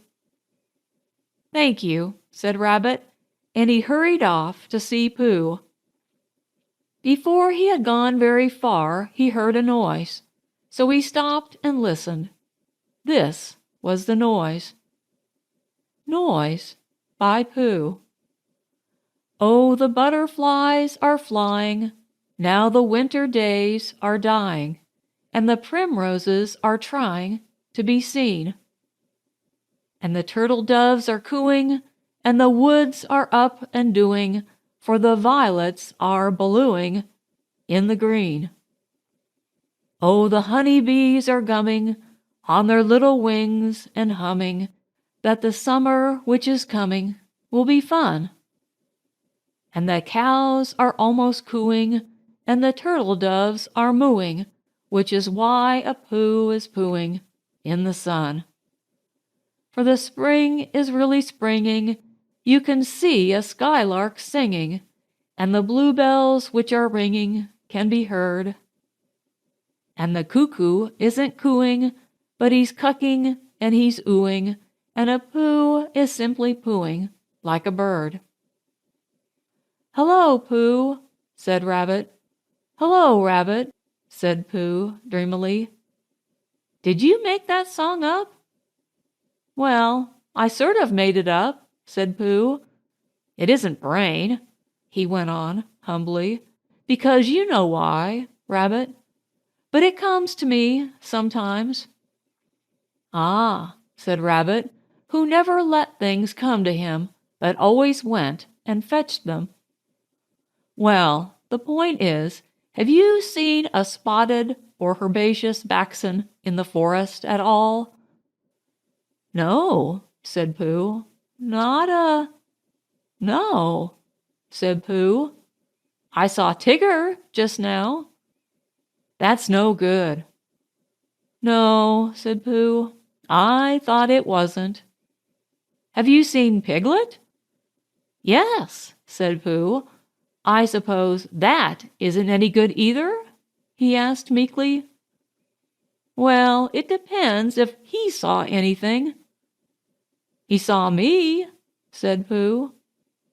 Rabbit sat down on the ground next to Pooh, and, feeling much less important like that, stood up again. "What it all comes to is this," he said. "What does Christopher Robin do in the morning nowadays?" "What sort of thing?"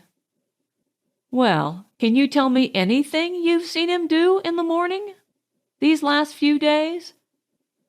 "Yes," said Pooh. "We had breakfast together yesterday by the pine trees.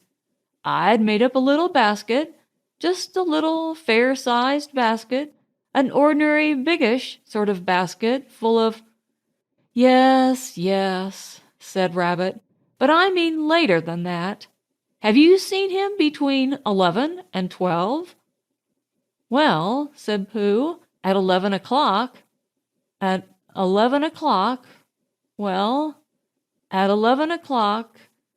You see, I generally get home about then, because I have one or two things to do." "Quarter past 11, then?" "Well," said Pooh, "half past?" "Yes," said Pooh, "at half past, or perhaps later, I might see him." And now that he did think of it, he began to remember that he hadn't seen a Christopher Robin about so much lately. Not in the mornings. Afternoons, yes. Evenings, yes. Before breakfast, yes. Just after breakfast, yes. And then perhaps, "See you again, Pooh," and off he'd go. "That's just it," said Rabbit. "Where?" "Perhaps he's looking for something." "What?" asked Rabbit. "That's just what I was going to say," said Pooh. And then he added, "Perhaps he's looking for a spotted or herbaceous baxen?" "Yes," said Pooh, "one of those. In case it isn't." Rabbit looked at him severely. "I don't think you're helping," he said. "No," said Pooh. "I do try," he added humbly. Rabbit thanked him for trying, and said that he would now go and see Eeyore, and Pooh could walk with him if he liked.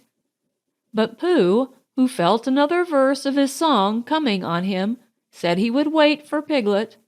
"Goodbye, Rabbit." So Rabbit went off. But, as it happened, it was Rabbit who saw Piglet first. Piglet had got up early that morning to pick himself a bunch of violets, and when he had picked them and put them in a pot in the middle of his house, it suddenly came over him that nobody had ever picked Eeyore a bunch of violets. And the more he thought of this, the more he thought how sad it was to be an animal who had never had a bunch of violets picked for him. So he hurried out again, saying to himself, "Eeyore, violets," and then "Violets, Eeyore," in case he forgot, because it was that sort of day, and he picked a large bunch and trotted along, smelling them and feeling very happy until he came to the place where Eeyore was. "Oh, Eeyore," began Piglet, a little nervously, because Eeyore was busy. Eeyore put out a paw and waved him away. "Tomorrow," said Eeyore, "or the next day." Piglet came a little closer to see what it was. Eeyore had 3 sticks on the ground and was looking at them. 2 of the sticks were touching at one end, but not at the other, and the 3rd stick was laid across them. Piglet thought that perhaps it was a trap of some kind. "Oh, Eeyore," he began again, "Is that little Piglet?" said Eeyore, still looking hard at his sticks. "Yes, Eeyore, and Do you know what this is?" "No," said Piglet. "It's an A." "Oh," said Piglet. "Not O, A," said Eeyore severely. "Can't you hear? Or do you think you have more education than Christopher Robin?" "Yes," said Piglet. "No," said Piglet, very quickly, and he came closer still. "Christopher Robin said it was an A, and an A it is, until somebody treads on me," Eeyore added sternly. Piglet jumped backwards hurriedly and smelt at his violets. "Do you know what A means, little Piglet?" "No, Eeyore, I don't." "It means learning. It means education. It means all the things that you and Pooh haven't got. That's what A means." "Oh," said Piglet again. Does it?" he explained quickly. "I'm telling you, people come and go in this forest, and they say, 'It's only Eeyore, so it doesn't count.' They walk to and fro, saying, 'Ha, ha,' but do they know anything about A? They don't. It's just 3 sticks to them. But to the educated, mark this, little Piglet, to the educated, not meaning Poohs and Piglets, it's just a great and glorious A. Not," he added, "just something that anybody can come and breathe on." Piglet stepped back nervously and looked round for help. "Here's Rabbit," he said gladly. "Hello, Rabbit." Rabbit came up importantly, nodded to Piglet, and said, "Ah, Eeyore," in the voice of one who would be saying goodbye in about 2 more minutes. "There's just one thing I wanted to ask you, Eeyore. What happens to Christopher Robin in the mornings nowadays?" "What's this that I'm looking at?" said Eeyore, still looking at it. "3 sticks," said Rabbit promptly. "You see," said Eeyore to Piglet. He turned to Rabbit. "I will now answer your question," he said solemnly. "Thank you," said Rabbit. "What does Christopher Robin do in the mornings? He learns. He becomes educated. He instigates. I think that is the word he mentioned, but I may be referring to something else. He instigates knowledge. In my small way, I also, if I have the word right, am doing what he does. That, for instance, is—" "An A," said Rabbit, "but not a very good one. Well, I must get back and tell the others." Eeyore looked at his sticks, and then he looked at Piglet. "What did Rabbit say it was?" he asked. "An A," said Piglet. "Did you tell him?" "No, Eeyore, I didn't. I expect he just knew." "He knew? You mean this A thing is a thing Rabbit knew?" "Yes, Eeyore. He's clever, Rabbit is." "Clever," said Eeyore scornfully, putting a foot heavily on his 3 sticks. "Education," said Eeyore bitterly, jumping on his 6 sticks. "What is learning?" asked Eeyore as he kicked his 12 sticks into the air. "A thing Rabbit knows." "Ha!" "I think," began Piglet nervously. "Don't," said Eeyore. "I think violets are rather nice," said Piglet, and he laid his bunch in front of Eeyore and scampered off. The next morning, the notice on Christopher Robin's door said, "Gone out, back soon, C.R." Which is why all the animals in the forest, except, of course, the spotted and herbaceous Baxen, now know what Christopher Robin does in the mornings.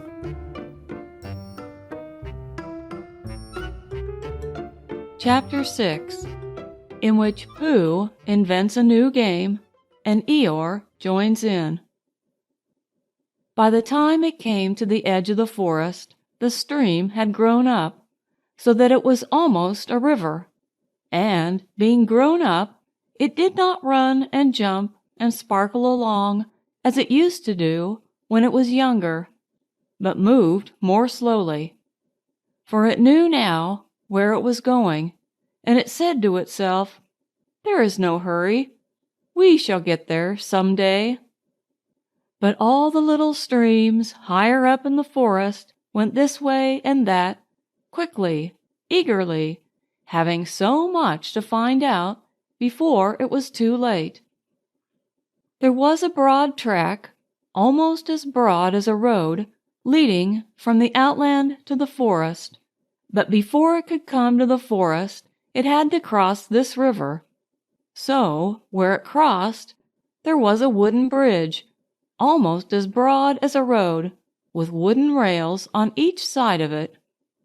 Christopher Robin could just get his chin to the top rail, if he wanted to, but it was more fun to stand on the bottom rail, so that he could lean right over and watch the river slipping slowly away beneath him.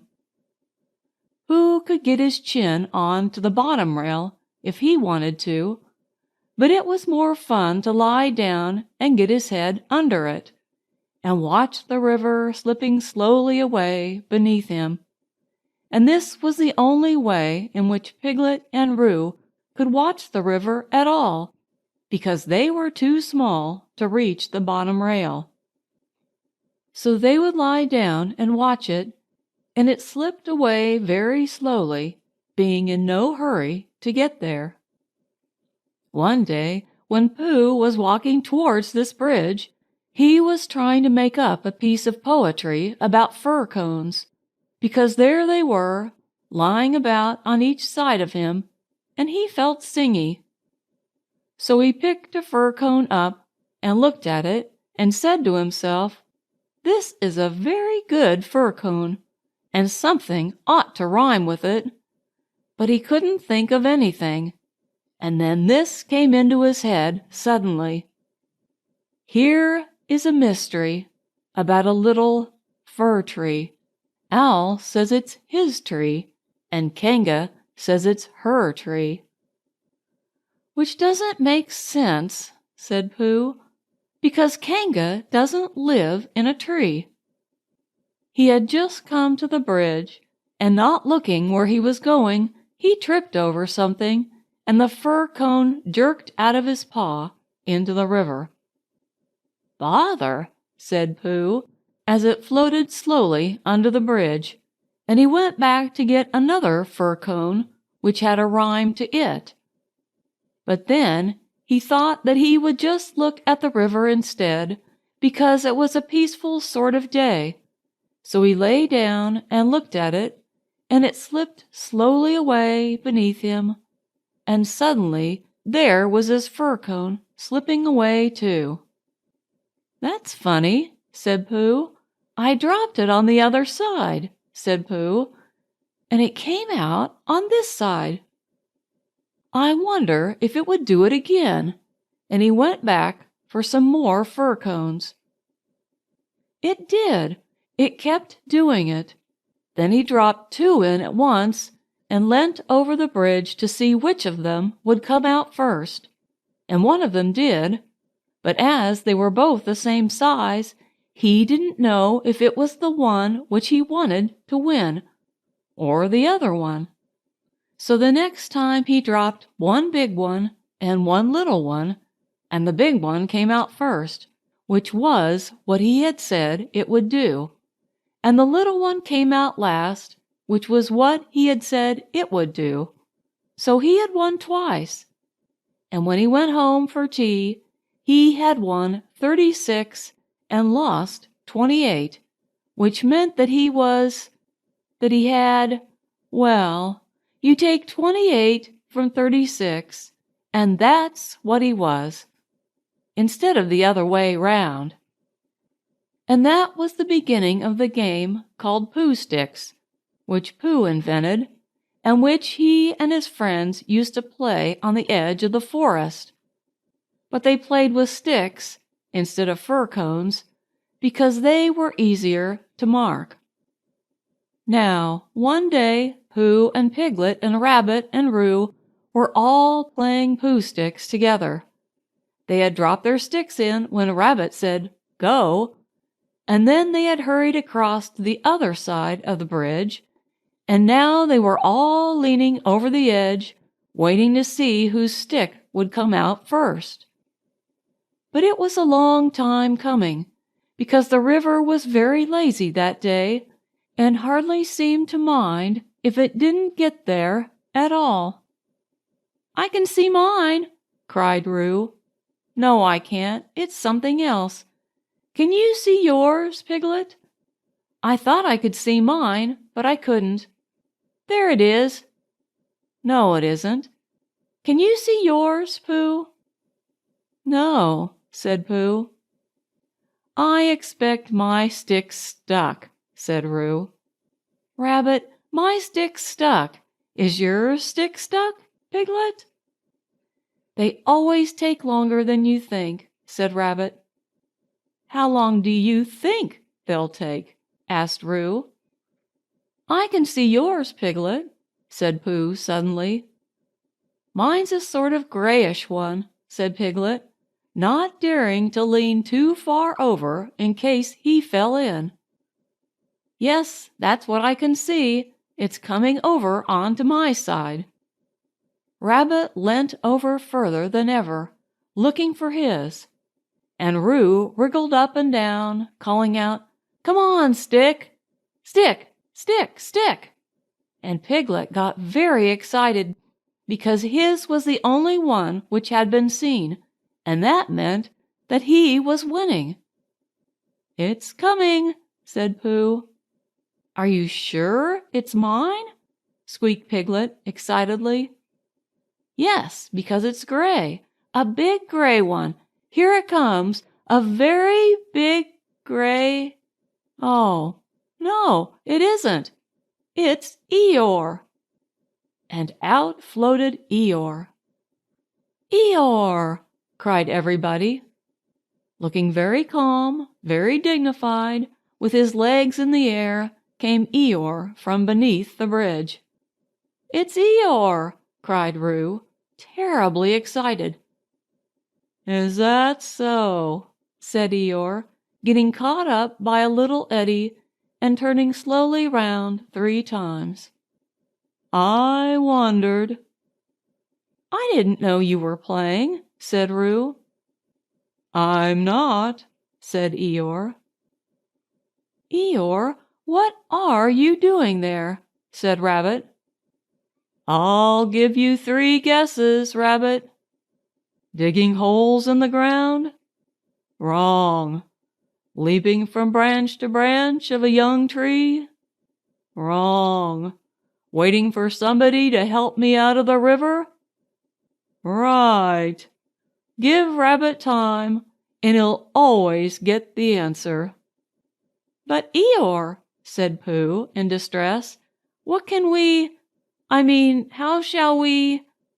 Do you think if we—" "Yes," said Eeyore, "one of those would be just the thing.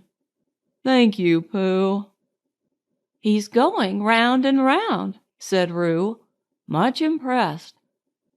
"And why not?" said Eeyore coldly.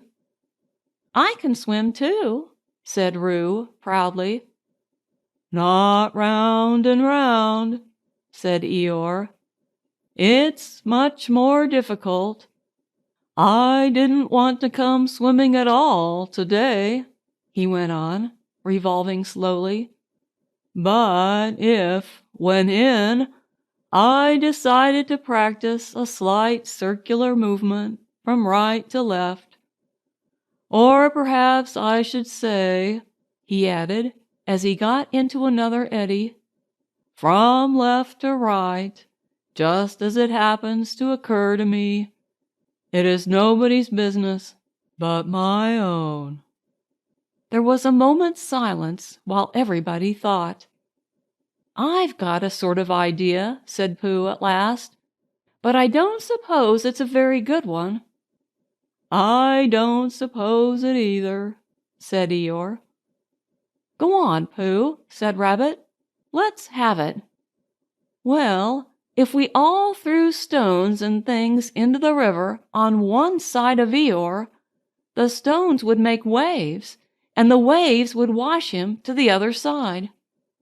"That's a very good idea," said Rabbit, and Pooh looked happy again. "Very," said Eeyore. "When I want to be washed, I'll let you know." "Supposing we hit him by mistake," said Piglet anxiously. "Or supposing you missed him by mistake," said Eeyore. "Think of all the possibilities, Piglet, before you settle down to enjoy yourselves." But Pooh had got the biggest stone he could carry, and was leaning over the bridge, holding it in his paws. "I'm not throwing it, I'm dropping it, Eeyore," he explained, "and then I can't miss. I can't hit you.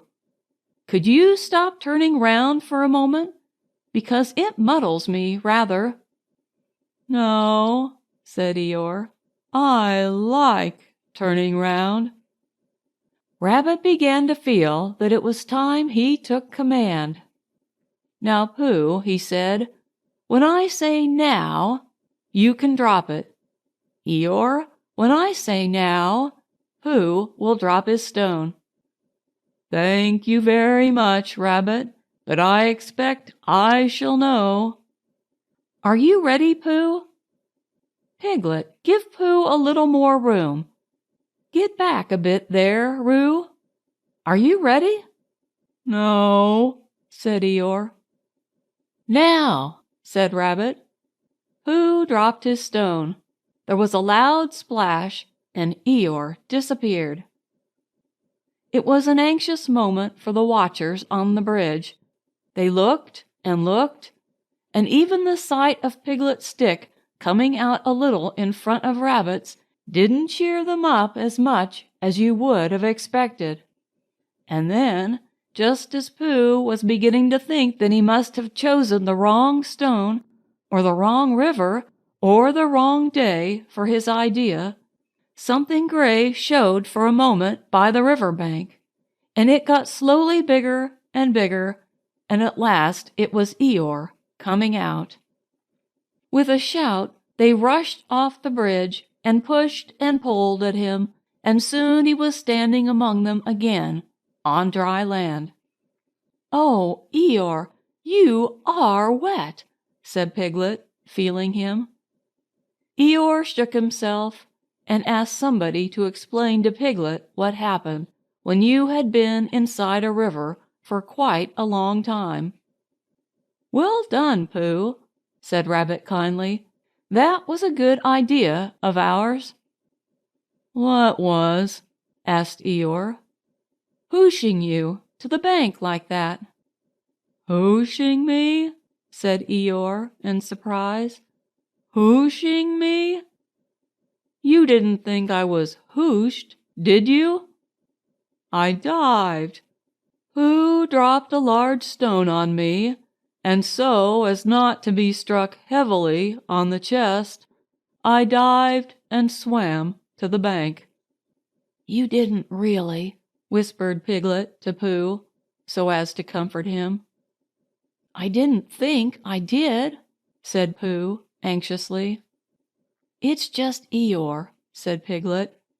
I thought your idea was a very good idea.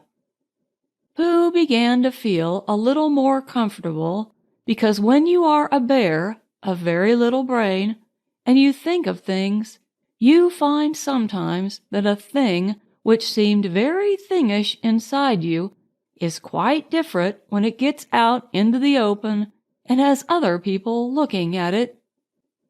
And anyhow, Eeyore was in the river, and now he wasn't, so he hadn't done any harm. How did you fall in, Eeyore? Asked Rabbit, as he dried him with Piglet's handkerchief. I didn't, said Eeyore. But how? I was bounced, said Eeyore. Ooh, said Roo excitedly. Did somebody push you? Somebody bounced me. I was just thinking by the side of the river, thinking, if any of you know what that means, when I received a loud bounce. Oh, Eeyore, said everybody. Are you sure you didn't slip? Asked Rabbit wisely. Of course I slipped. If you're standing on the slippery bank of a river and somebody bounces you loudly from behind, you slip. What did you think I did? But who did it? Asked Roo. Eeyore didn't answer. I expect it was Tigger, said Piglet nervously. But Eeyore, said Pooh, was it a joke or an accident? I mean, I didn't stop to ask, Pooh. Even at the very bottom of the river, I didn't stop to say to myself, is this a hearty joke, or is it the merest accident? I just floated to the surface and said to myself, it's wet, if you know what I mean. But where was Tigger? Asked Rabbit. Before Eeyore could answer, there was a loud noise behind them, and through the hedge came Tigger himself. Hello, everybody, said Tigger cheerfully. Hello, Tigger, said Roo. Rabbit became very important suddenly. Tigger, he said solemnly, what happened just now? Just when? Said Tigger, a little uncomfortably. When you bounced Eeyore into the river. I didn't bounce him. You bounced me, said Eeyore gruffly. I didn't, really.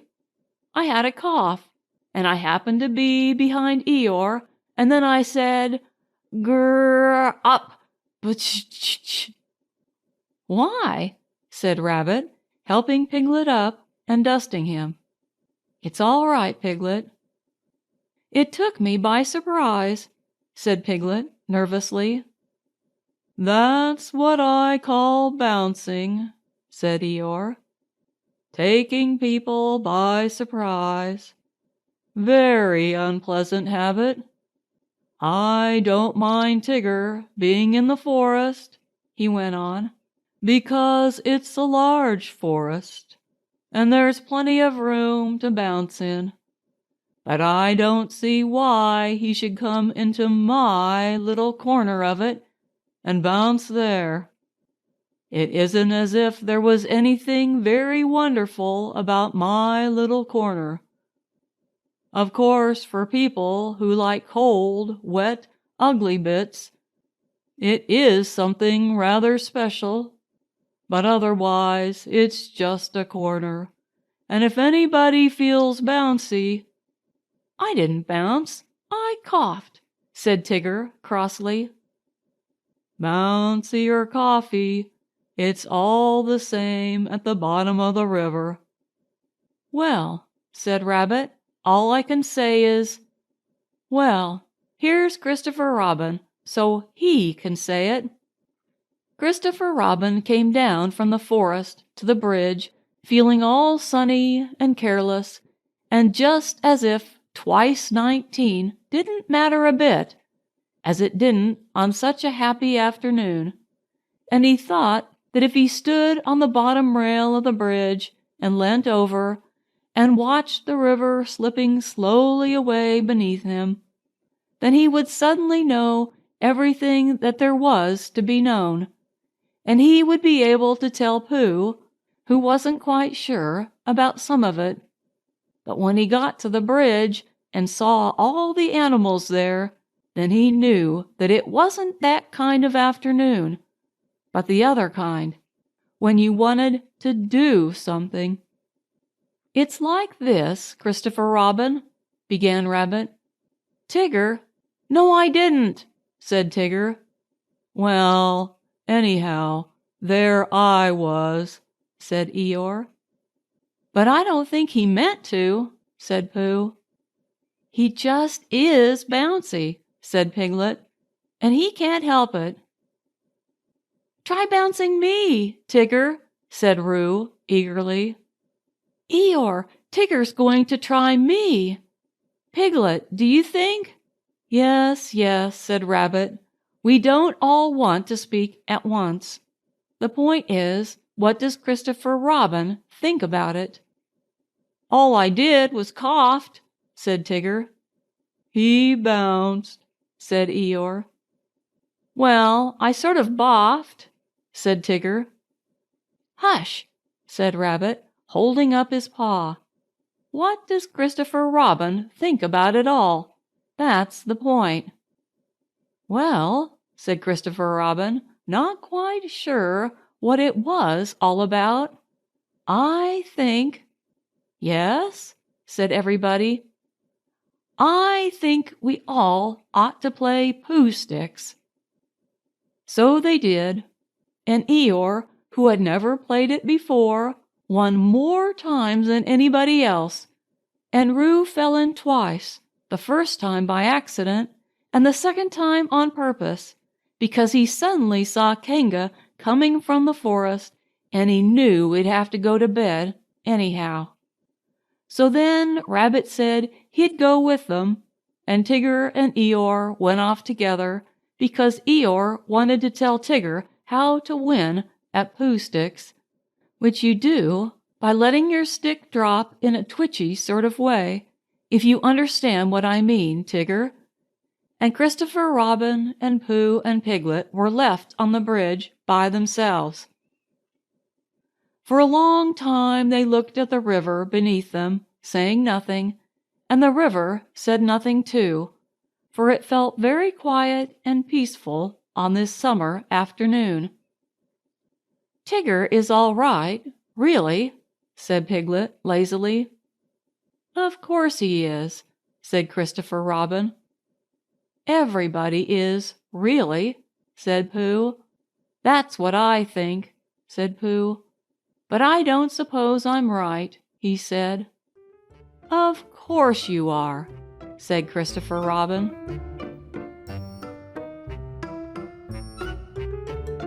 Chapter 7, in which Tigger is unbounced. One day, Rabbit and Piglet were sitting outside Pooh's front door, listening to Rabbit, and Pooh was sitting with them. It was a drowsy summer afternoon, and the forest was full of gentle sounds, which all seemed to be saying to Pooh, "Don't listen to Rabbit. Listen to me." So he got into a comfortable position for not listening to Rabbit, and from time to time he opened his eyes to say, "Ah," and then closed them again to say, "True." And from time to time Rabbit said, "You see what I mean, Piglet?"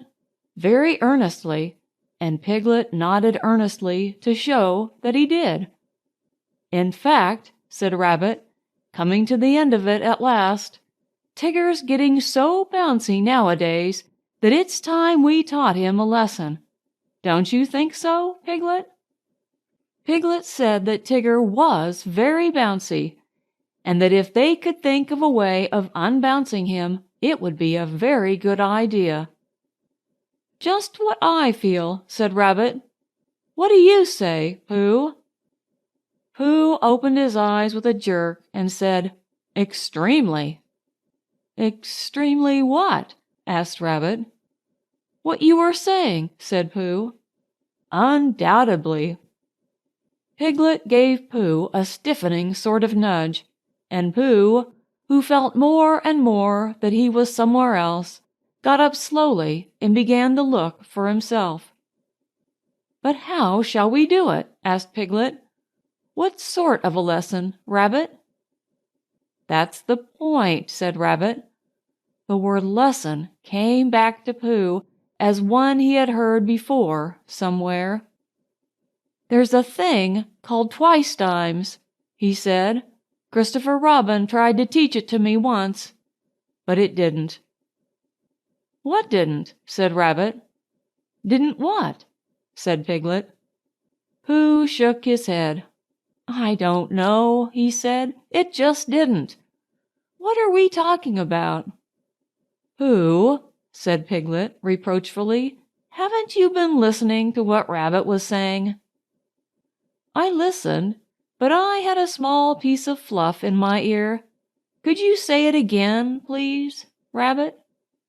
Rabbit never minded saying things again, so he asked where he should begin from, and when Pooh had said from the moment when the fluff got in his ear, and Rabbit had asked him when that was, and Pooh had said he didn't know because he hadn't heard properly, Piglet settled it all by saying that what they were trying to do was, they were just trying to think of a way to get the bounces out of Tigger, because however much you liked him, you couldn't deny it. He did bounce. "Oh, I see," said Pooh. "There's too much of him," said Rabbit. "That's what it comes to." Pooh tried to think, and all he could think of was something which didn't help at all, so he hummed it very quietly to himself. "If Rabbit was bigger, and fatter, and stronger, or bigger than Tigger, if Tigger was smaller, then Tigger's bad habit of bouncing at Rabbit would matter no longer if Rabbit was taller." "What was Pooh saying?" asked Rabbit. "Any good?" "No," said Pooh sadly. "No good." "Well, I've got an idea," said Rabbit, "and here it is. We take Tigger for a long explore, somewhere where he's never been, and we lose him there. And next morning we find him again, and mark my words, he'll be a different Tigger altogether." "Why?" said Pooh. "Because he'll be a humble Tigger. Because he'll be a sad Tigger, a melancholy Tigger, a small and sorry Tigger, an "Oh, Rabbit, am I glad to see you, Tigger." That's why." "Will he be glad to see me and Piglet, too?" "Of course." "That's good," said Pooh. "I should hate him to go on being sad," said Piglet doubtfully. "Tiggers never go on being sad," explained Rabbit. "They get over it with astonishing rapidity. I asked Owl just to make sure, and he said that that's what they always get over it with. But if we can make Tigger feel small and sad just for 5 minutes, we shall have done a good deed." "Would Christopher Robin think so?" asked Piglet. "Yes," said Rabbit. "He'd say, "You've done a good deed, Piglet. I would have done it myself, only I happened to be doing something else. Thank you, Piglet. And Pooh, of course." Piglet felt very glad about this, and he saw at once that what they were going to do to Tigger was a good thing to do.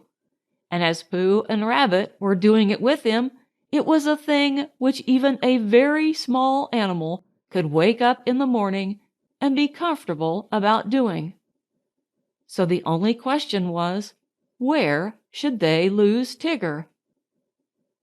"We'll take him to the North Pole," said Rabbit, "because it was a very long explore finding it, so it will be a very long explore for Tigger unfinding it again." It was now Pooh's turn to feel very glad, because it was he who had first found the North Pole, and when they got there, Tigger would see a notice which said, "Discovered by Pooh." Pooh found it, and then Tigger would know, which perhaps he didn't know, the sort of bear Pooh was. That sort of bear. So it was arranged that they should start next morning, and that Rabbit, who lived near Kanga and Roo and Tigger, should now go home and ask Tigger what he was doing tomorrow. Because if he wasn't doing anything, what about coming for an explore and getting Pooh and Piglet to come too? And if Tigger said yes, that would be all right, and if he said no— "He won't," said Rabbit. "Leave it to me." And he went off busily. The next day was quite a different day. Instead of being hot and sunny, it was cold and misty. Pooh didn't mind it for himself, but when he thought of all the honey the bees wouldn't be making, a cold and misty day always made him feel sorry for them. He said so to Piglet when Piglet came to fetch him, and Piglet said he wasn't thinking of that so much, but of how cold and miserable it would be being lost all day and night on the top of the forest. But when he and Pooh had got to Rabbit's house, Rabbit said it was just the day for them, because Tigger always bounced on ahead of everybody, and as soon as he got out of sight, they would hurry away in the other direction, and he would never see them again. "Not never," said Piglet. "Well, not until we find him again, Piglet. Tomorrow, or whenever it is. Come on, he's waiting for us." When they got to Kanga's house, they found that Roo was waiting too, being a great friend of Tigger's, which made it awkward. But Rabbit whispered, "Leave this to me," behind his paw to Pooh, and went up to Kanga. "I don't think Roo had better come," he said. "Not today." "Why not?" said Roo, who wasn't supposed to be listening. "Nasty cold day," said Rabbit, shaking his head, "and you were coughing this morning." "How do you know?" asked Roo indignantly. "Oh, Roo, you never told me," said Kanga reproachfully.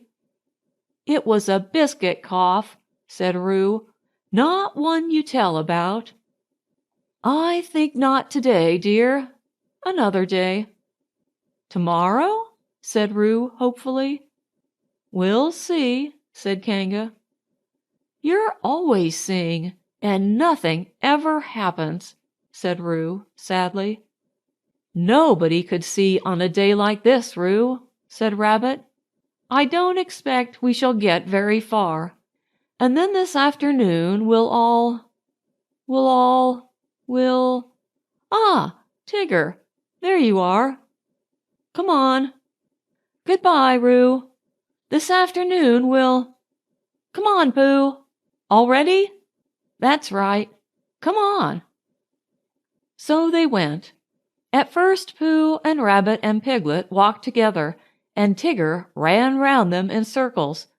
And then, when the path got narrower, Rabbit, Piglet, and Pooh walked one after another, and Tigger ran round them in oblongs, and by, when the gorse got very prickly on each side of the path, Tigger ran up and down in front of them, and sometimes he bounced into Rabbit, and sometimes he didn't.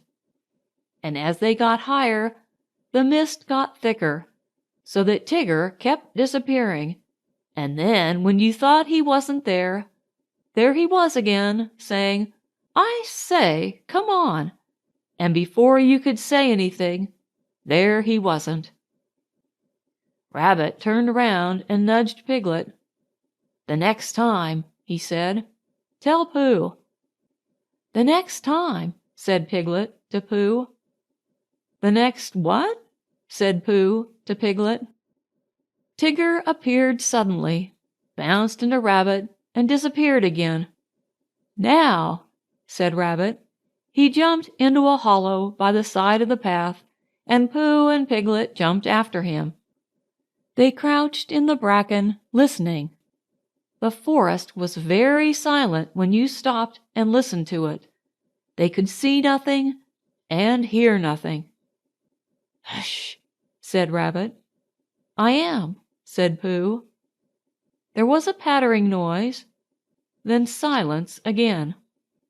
"Hello," said Tigger, and he sounded so close suddenly that Piglet would have jumped if Pooh hadn't accidentally been sitting on most of him. "Where are you?" called Tigger. Rabbit nudged Pooh, and Pooh looked about for Piglet to nudge, but couldn't find him, and Piglet went on breathing wet bracken as quietly as he could, and felt very brave and excited. "That's funny," said Tigger. There was a moment's silence, and then they heard him pattering off again. For a little longer they waited, until the forest had become so still that it almost frightened them, and then Rabbit got up and stretched himself. "Well," he whispered proudly, "there we are, just as I said." "I've been thinking," said Pooh, "and I think—" "No," said Rabbit, "don't. Run. Come on." And they all hurried off, Rabbit leading the way.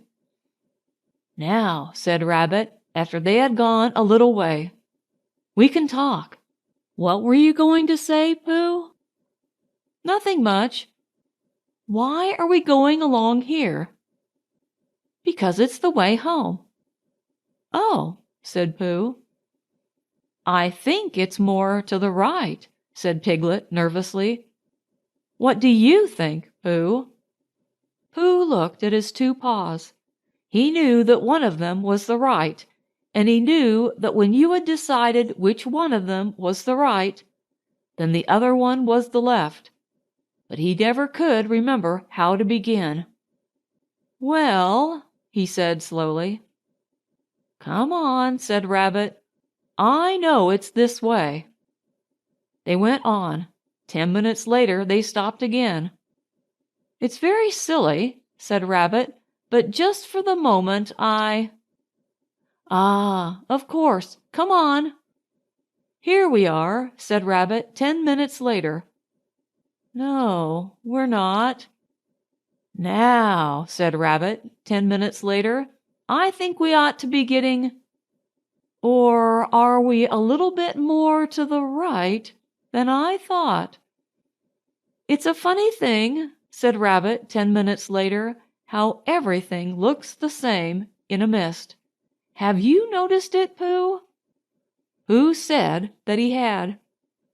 "Lucky we know the forest so well, or we might get lost," said Rabbit half an hour later, and he gave the careless laugh which you give when you know the forest so well that you can't get lost. Piglet sidled up to Pooh from behind. "Pooh," he whispered. "Yes, Piglet?" "Nothing," said Piglet, taking Pooh's paw. "I just wanted to be sure of you."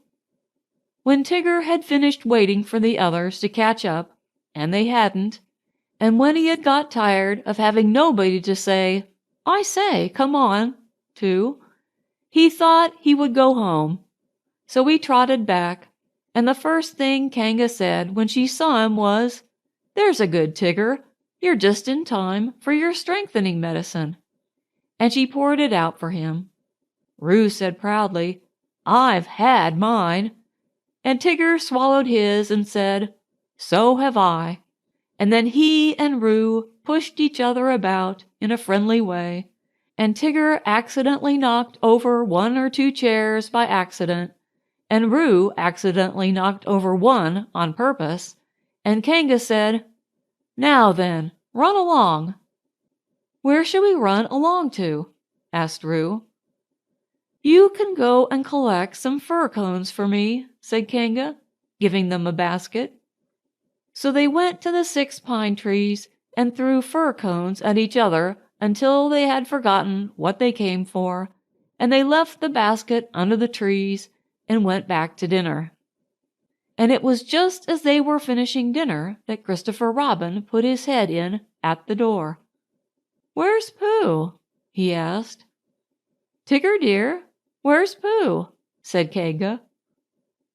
Tigger explained what had happened at the same time that Roo was explaining about his biscuit cough, and Kanga was telling them not to both talk at once. So it was some time before Christopher Robin guessed that Pooh and Piglet were all lost in the mist on the top of the forest. "It's a funny thing about Tiggers," whispered Tigger to Roo. "How Tiggers never get lost." "Why don't they, Tigger?" "They just don't," explained Tigger. "That's how it is." "Well," said Christopher Robin, "we shall have to go and find them, that's all. Come on, Tigger." "I shall have to go and find them," explained Tigger to Roo. "May I find them too?" asked Roo eagerly. "I think not today, dear," said Kanga. "Another day." "Well, if they're lost tomorrow, may I find them?" "We'll see," said Kanga. And Roo, who knew what that meant, went into a corner and practiced jumping out at himself, partly because he wanted to practice this, and partly because he didn't want Christopher Robin and Tigger to think that he minded when they went off without him. "The fact is," said Rabbit, "we've missed our way somehow."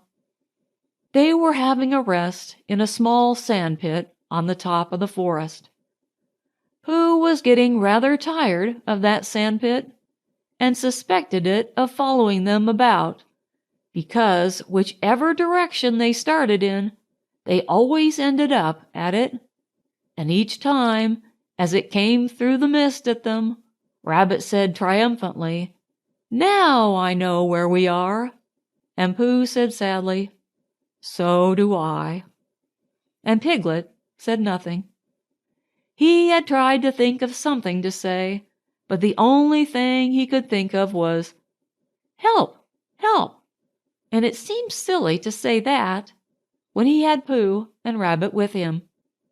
"Well," said Rabbit, after a long silence in which nobody thanked him for the nice walk they were having, "we'd better get on, I suppose. Which way shall we try?" "How would it be," said Pooh slowly, "if, as soon as we're out of sight of this pit, we try to find it again?" "What's the good of that?" said Rabbit. "Well," said Pooh, "we keep looking for home and not finding it.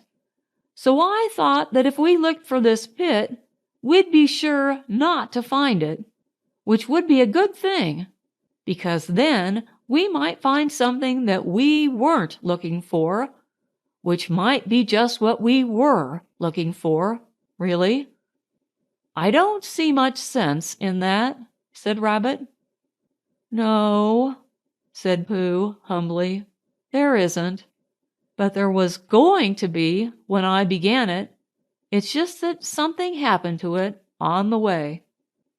If I walked away from this pit and then walked back to it, of course I should find it." "Well, I thought perhaps you wouldn't," said Pooh. "I just thought." "Try, said Piglet suddenly. "We'll wait here for you." Rabbit gave a laugh to show how silly Piglet was, and walked into the mist. After he had gone 100 yards, he turned and walked back again, and after Pooh and Piglet had waited 20 minutes for him, Pooh got up. "I just thought," said Pooh. "Now then, Piglet, let's go home." "But Pooh," cried Piglet, all excited, "do you know the way?" "No," said Pooh, "but there are 12 pots of honey in my cupboard, and they've been calling to me for hours. I couldn't hear them properly before because Rabbit would talk. But if nobody says anything except those 12 pots, I think, Piglet, I shall know where they're calling from. Come on." They walked off together, and for a long time Piglet said nothing, so as not to interrupt the pots. And then suddenly he made a squeaky noise, and an ooh noise, because now he began to know where he was. But he still didn't dare to say so out loud, in case he wasn't. And just when he was getting so sure of himself that it didn't matter whether the pots went on calling or not, there was a shout from in front of them, and out of the mist came Christopher Robin. "Oh, there you are," said Christopher Robin carelessly, trying to pretend that he hadn't been anxious. "Here we are," said Pooh. "Where's Rabbit?" "I don't know," said Pooh. "Oh, well, I expect Tigger will find him. He's sort of looking for you all." "Well," said Pooh, "I've got to go home for something, and so has Piglet, because we haven't had it yet, and—" "I'll come and watch you," said Christopher Robin. So he went home with Pooh, and watched him for quite a long time. And all the time he was watching, Tigger was tearing round the forest, making loud yapping noises for Rabbit. And at last a very small and sorry rabbit heard him. And the small and sorry rabbit rushed through the mist at the noise, and it suddenly turned into Tigger, a friendly Tigger, a grand Tigger, a large and helpful Tigger, a Tigger who bounced, if he bounced at all, in just the beautiful way a Tigger ought to bounce. "Oh, Tigger, I am glad to see you," cried Rabbit.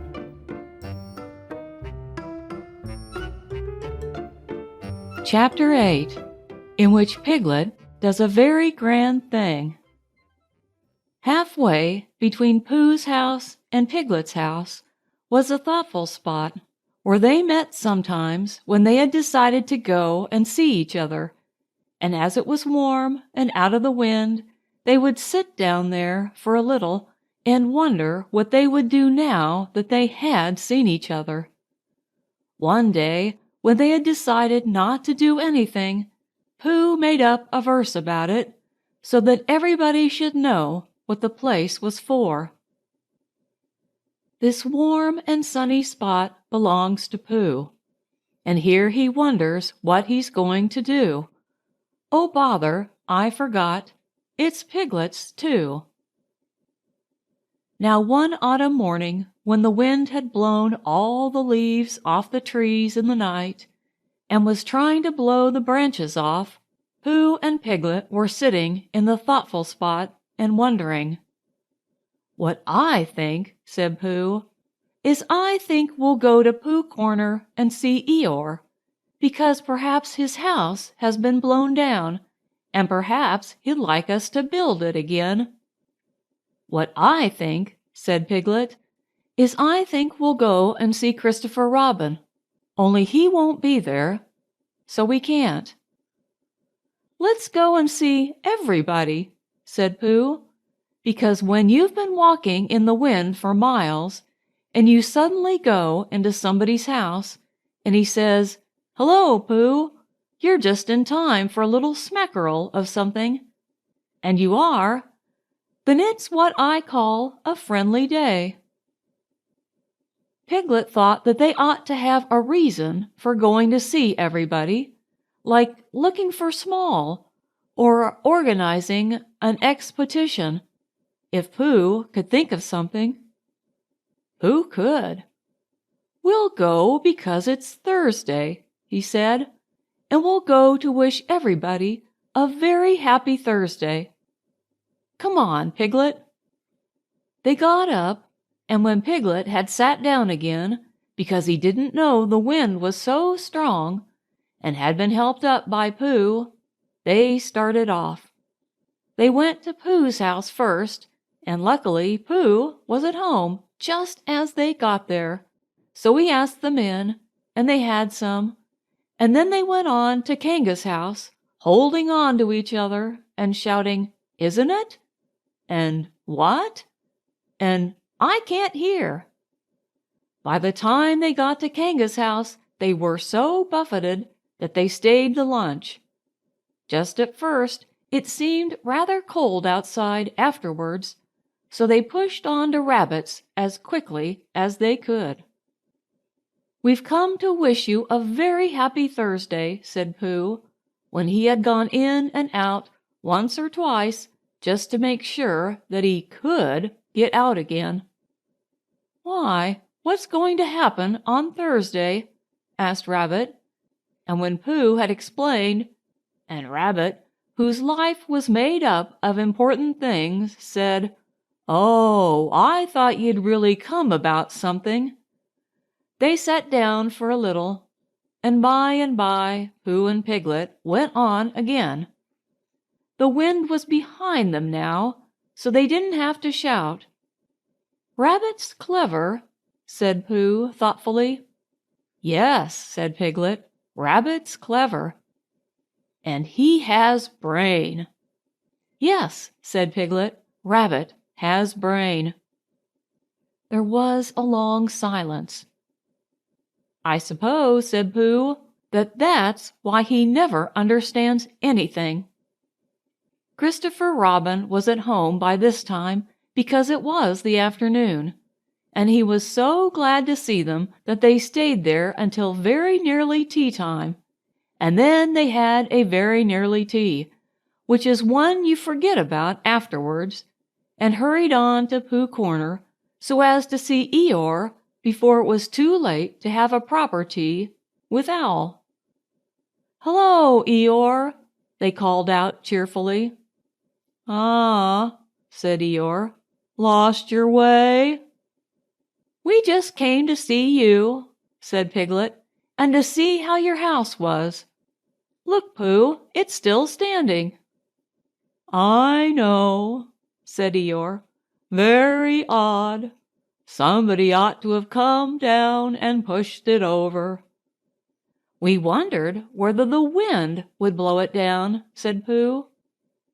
"Ah, that's why nobody's bothered, I suppose. I thought perhaps they'd forgotten." "Well, we're very glad to see you, Eeyore, and now we're going on to see Owl." "That's right. You'll like Owl. He flew past a day or two ago and noticed me. He didn't actually say anything, mind you, but he knew it was me. Very friendly of him, I thought. Encouraging."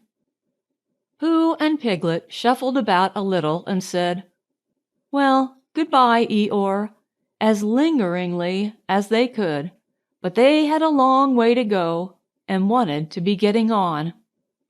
"Goodbye," said Eeyore. "Mind you don't get blown away, little Piglet. You'd be missed. People would say, 'Where's little Piglet been blown to?' Really wanting to know. Well, goodbye, and thank you for happening to pass me." "Goodbye," said Pooh and Piglet for the last time, and they pushed on to Owl's house.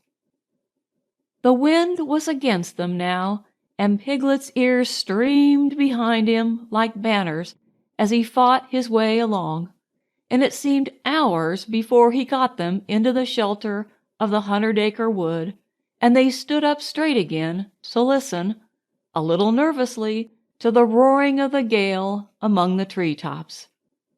"Supposing a tree fell down, Pooh, when we were underneath it?" "Supposing it didn't," said Pooh, after careful thought. Piglet was comforted by this, and in a little while they were knocking and ringing very cheerfully at Owl's door. "Hello, Owl," said Pooh. "I hope we're not too late how are you, Owl? Piglet and I just came to see how you were, because it's Thursday." "Sit down, Pooh. Sit down, Piglet," said Owl kindly. "Make yourselves comfortable." They thanked him and made themselves as comfortable as they could. "Because you see, Owl," said Pooh, "we've been hurrying so as to be in time so as to see you before we went away again." Owl nodded solemnly.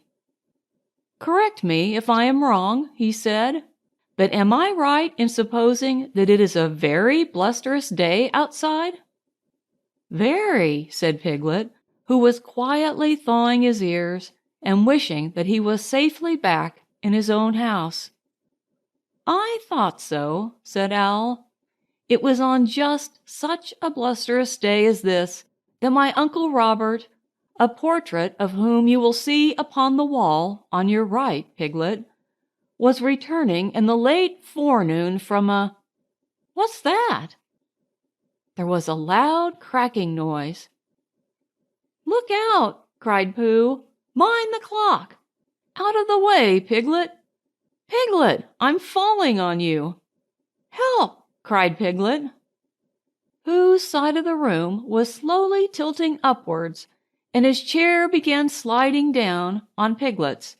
The clock slithered gently along the mantelpiece, collecting vases on the way, until they all crashed together onto what once had been the floor, but was now trying to see what it looked like to be a wall. Uncle Robert, who was going to be the new hearth-rug, and was bringing the rest of his wall with him as carpet, met Piglet's chair just as Piglet was expecting to leave it, and for a little while it became very difficult to remember which was really the north. Then there was another loud crack.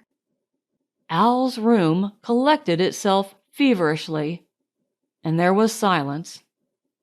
In a corner of the room the tablecloth began to wriggle. Then it wrapped itself into a ball and rolled across the room. Then it jumped up and down once or twice and put out 2 ears. Then it rolled across the room again and unwound itself. "Who?" said Piglet nervously. "Yes," said one of the chairs. "Where are we?" "I'm not quite sure," said the chair. Are we in Owl's house?" "I think so, because we were just going to have tea, and we hadn't had it." "Oh," said Piglet. "Well, did Owl always have a letter box in his ceiling?" "Has he?" "Yes, look." "I can't," said Pooh. "I'm face downwards under something, and that, Piglet, is a very bad position for looking at ceilings." "Well, he has, Pooh." "Perhaps he's changed it," said Pooh. "Just for a change." There was a disturbance behind the table in the other corner of the room, and Owl was with them again. "Ah, Piglet," said Owl, looking very much annoyed. "Where's Pooh?" "I'm not quite sure," said Pooh. Owl turned at his voice and frowned at as much of Pooh as he could see. "Pooh," said Owl severely, "did you do that?" "No," said Pooh humbly. "I don't think so." "Then who did?" "I think it was the wind," said Piglet. I think your house has blown down."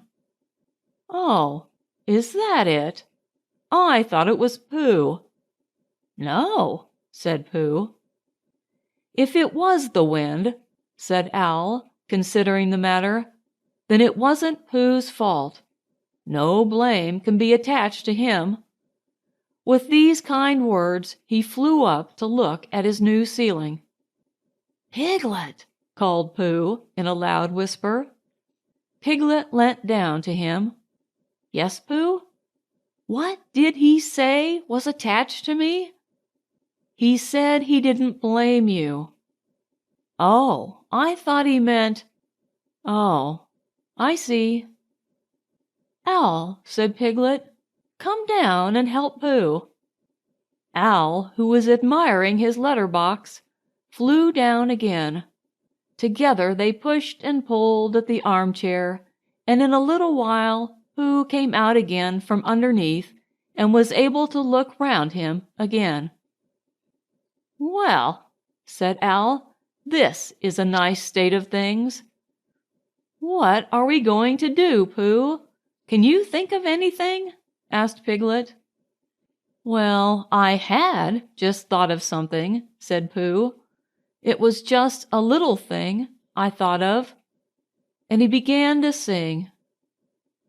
"I lay on my chest, and I thought it best to pretend I was having an evening rest. I lay on my tum and tried to hum, but nothing particular seemed to come. My face was flat on the floor, and that is all very well for an acrobat, but it doesn't seem fair to a friendly bear to stiffen him out with a basket chair. And a sort of squoze that grows and grows is not too nice for his poor old nose, and a sort of squatch is much too much for his neck and his mouth and his ears and such." "That was all," said Pooh. Owl coughed in an unadmiring sort of way, and said that if Pooh was sure that was all, they could now give their minds to the problem of escape. "Because," said Owl, "we can't go out by what used to be the front door. Something's fallen on it."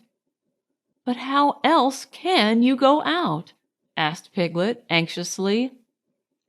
"That is the problem, Piglet, to which I am asking Pooh to give his mind." Pooh sat on the floor, which had once been a wall, and gazed up at the ceiling, which had once been another wall, with a front door in it, which had once been a front door, and tried to give his mind to it. "Could you fly up to the letter box with Piglet on your back?" he asked. "No," said Piglet quickly, "he couldn't." Owl explained about the necessary dorsal muscles. He had explained this to Pooh and Christopher Robin once before, and had been waiting ever since for a chance to do it again, because it is a thing which you can easily explain twice before anybody knows what you are talking about. "Because, you see, Owl, if we could get Piglet into the letter box, he might squeeze through the place where the letters come, and climb down the tree and run for help." Piglet had hurriedly said that he had been getting bigger lately and couldn't possibly, much as he would like to, and Owl said that he had had his letter box made bigger lately in case he got bigger letters, so perhaps Piglet might, and Piglet said, "But you said the necessary you-know-whats wouldn't," and Owl said, "No, they won't, so it's no good thinking about it," and Piglet said, "Then we'd better think of something else," and began to at once. But Pooh's mind had gone back to the day when he had saved Piglet from the flood, and everybody had admired him so much, and as that didn't often happen, he thought he would like it to happen again.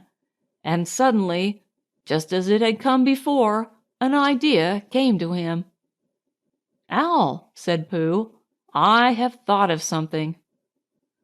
"Astute and helpful bear," said Owl. Pooh looked proud at being called a stout and helpful bear, and said modestly that he just happened to think of it.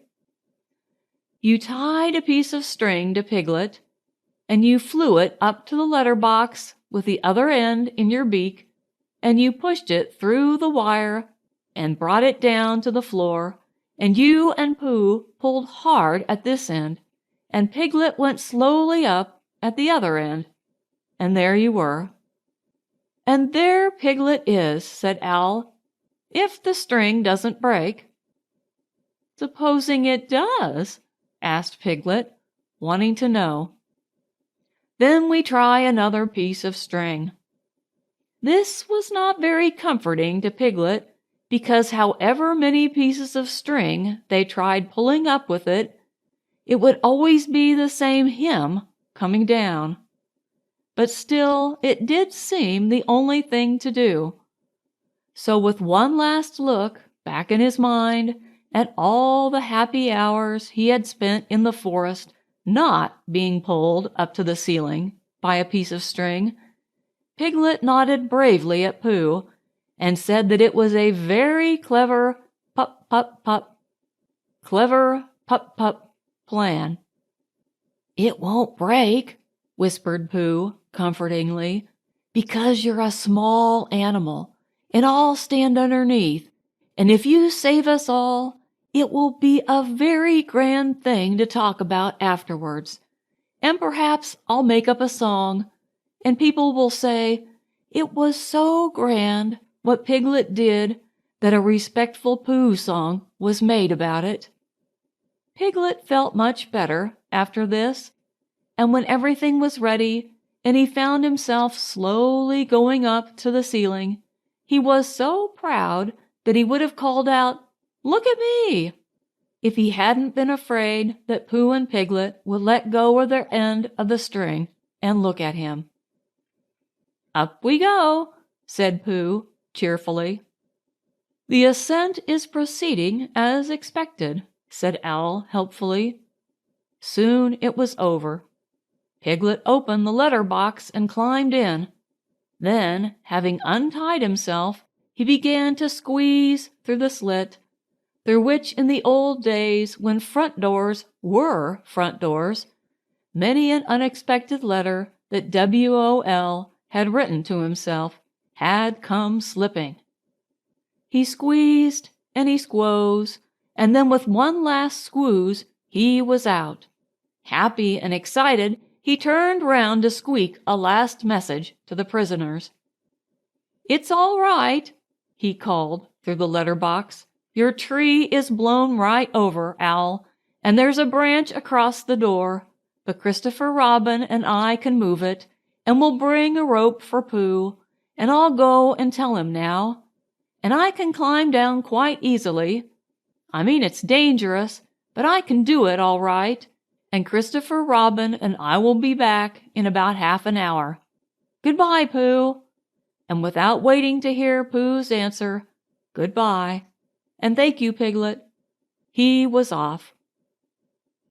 "Half an hour," said Owl, settling himself comfortably.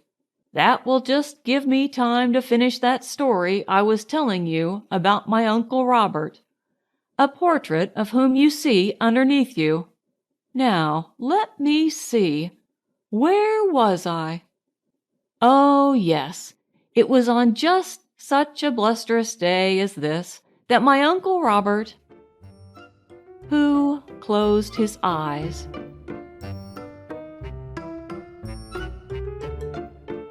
Chapter 9, in which Eeyore finds the woolery and Owl moves into it. Pooh had wandered into the 100-acre wood and was standing in front of what had once been Owl's house. It didn't look at all like a house now. It looked like a tree which had been blown down, and as soon as a house looks like that, it is time you tried to find another one. Pooh had had a mysterious message under his front door that morning saying, "I am searching for a new house for Owl. So had you, Rabbit." And while he was wondering what it meant, Rabbit had come in and read it for him. "I'm leaving one for all the others," said Rabbit, "and telling them what it means, and they'll all search too. I'm in a hurry. Goodbye." And he had run off. Pooh followed slowly. He had something better to do than find a new house for Owl. He had to make up a Pooh song about the old one. Because he had promised Piglet days and days ago that he would, and whenever he and Piglet had met since, Piglet didn't actually say anything, but you knew at once why he didn't. And if anybody mentioned hums or trees or string or storms in the night, Piglet's nose went all pink at the tip, and he talked about something quite different in a hurried sort of way. "But it isn't easy," said Pooh to himself as he looked at what had once been Owl's house, "because poetry and hums aren't things which you get. They're things which get you, and all you can do is to go where they can find you." He waited, hopefully. "Well," said Pooh, after a long wait, "I shall begin, 'Here lies a tree,' because it does, and then I'll see what happens." This is what happened. Here lies a tree which Owl, a bird, was fond of when it stood on end, and Owl was talking to a friend. Call me, in case you hadn't heard, when something occurred. For lo, the wind was blusterous, and flattened out his favorite tree, and things looked bad for him and we. Looked bad, I mean, for he and us. I've never known them wuss. Then Piglet, thought a thing. "Courage," he said, "there's always hope. I want a thinnish piece of rope, or if there isn't any, bring a thickish piece of string." So to the letter box he rose, while Pooh and Owl said "Oh" and "hum," and where the letters always come, called letters only, Piglet squoze his head and then his toes. Oh, gallant Piglet, Piglet! Ho! Did Piglet tremble? Did he blench? No, no, he struggled inch by inch, through letters only, as I know, because I saw him go. He ran, and then he stood and shouted, "Help for Owl, a bird, and Pooh, a bear," until he heard the others coming through the wood as quickly as they could. "Help, help, and rescue," Piglet cried, and showed the others where to go. "Sing ho for Piglet, Piglet, ho!" And soon the door was opened wide, and we were both outside. Sing ho for Piglet, ho, ho! "So there it is," said Pooh, when he had sung this to himself 3 times. "It's come different from what I thought it would, but it's come. Now I must go and sing it to Piglet. I am searching for a new house for Owl. So had you, Rabbit." "What's all this?" said Eeyore. Rabbit explained. "What's the matter with his old house?" asked Eeyore.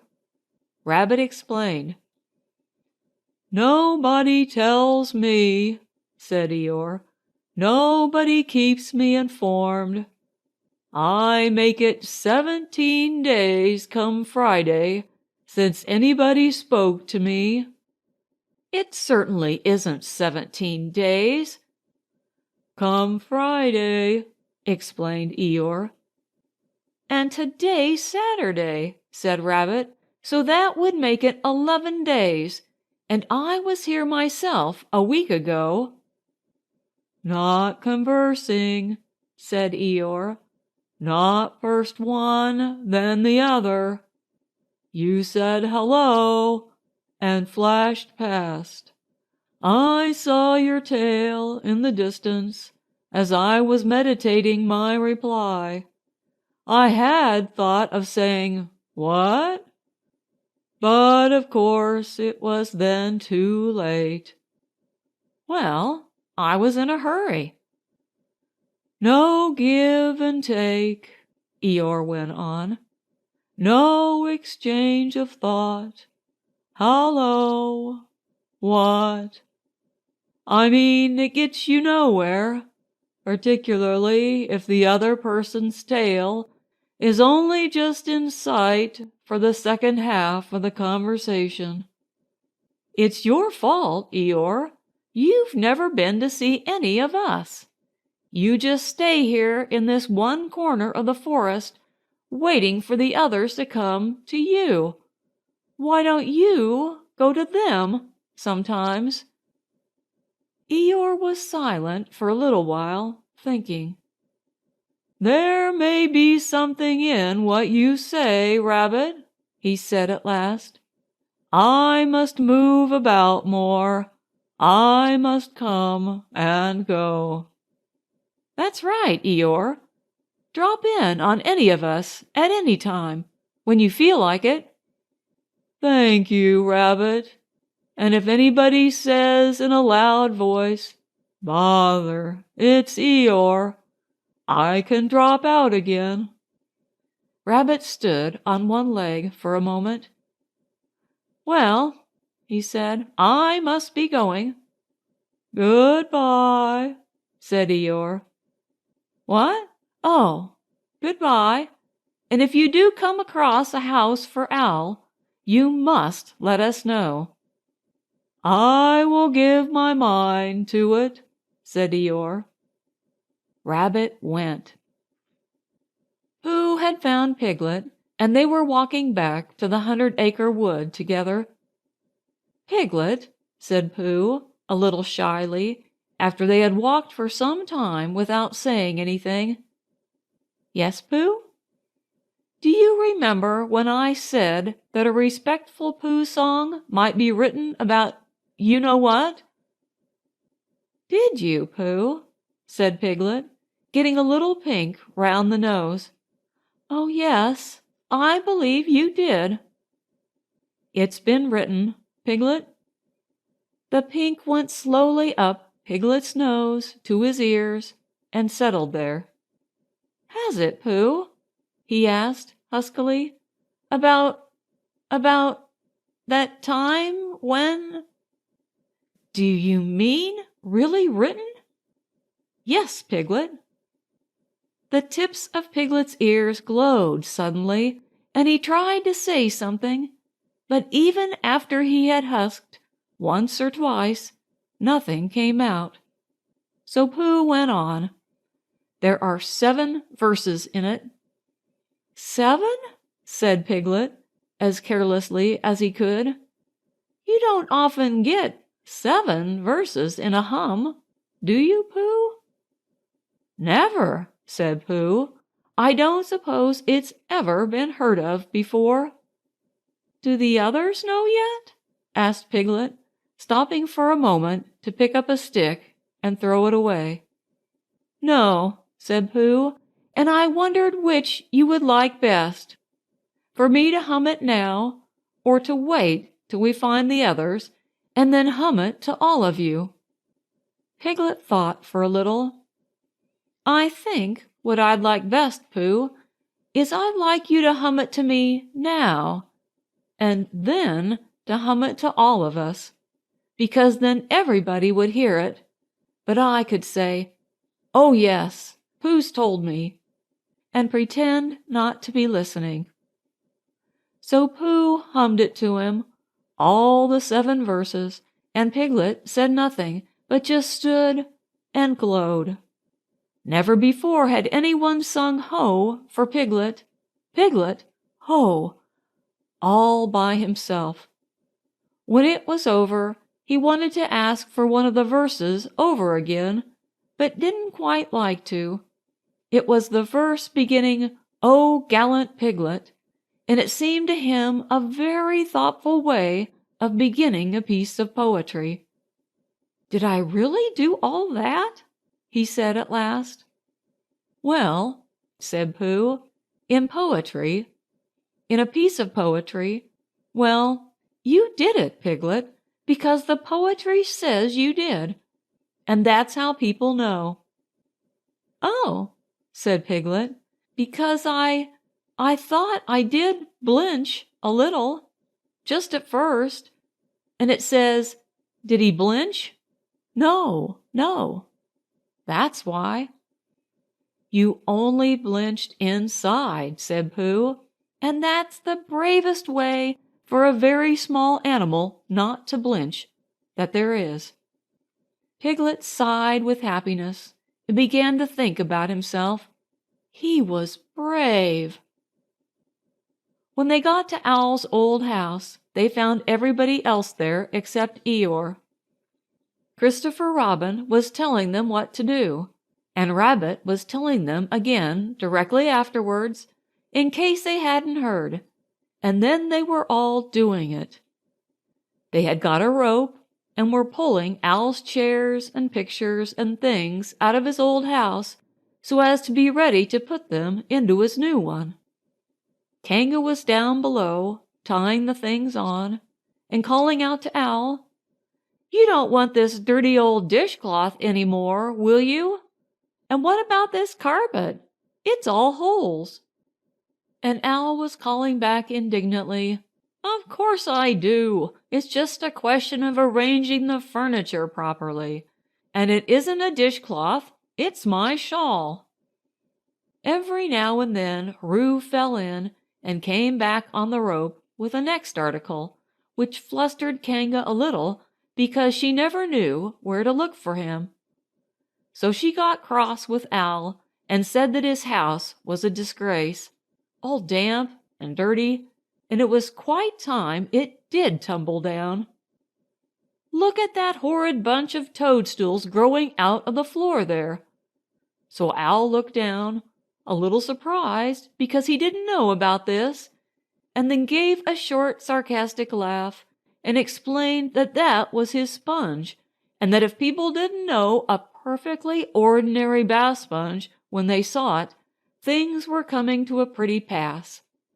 "Well," said Kanga, and Roo fell in quickly, crying, "I must see Owl's sponge. Oh, there it is. Oh, Owl, Owl, it isn't a sponge, it's a spudge. Do you know what a spudge is, Owl?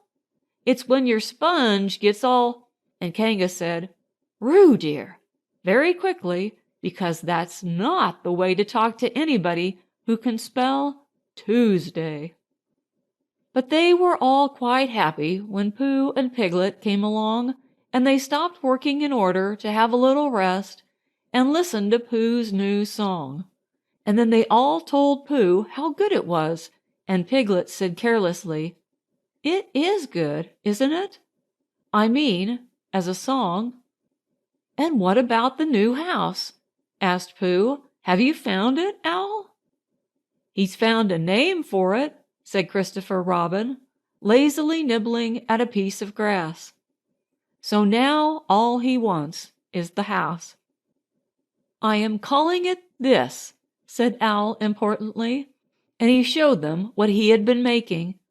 It was a square piece of board with the name of the house painted on it. The Wallery. It was at this exciting moment that something came through the trees and bumped into Owl. The board fell to the ground, and Piglet and Roo bent over it eagerly. "Oh, it's you," said Owl crossly. "Hello, Eeyore," said Rabbit. "There you are. Where have you been?" Eeyore took no notice of them.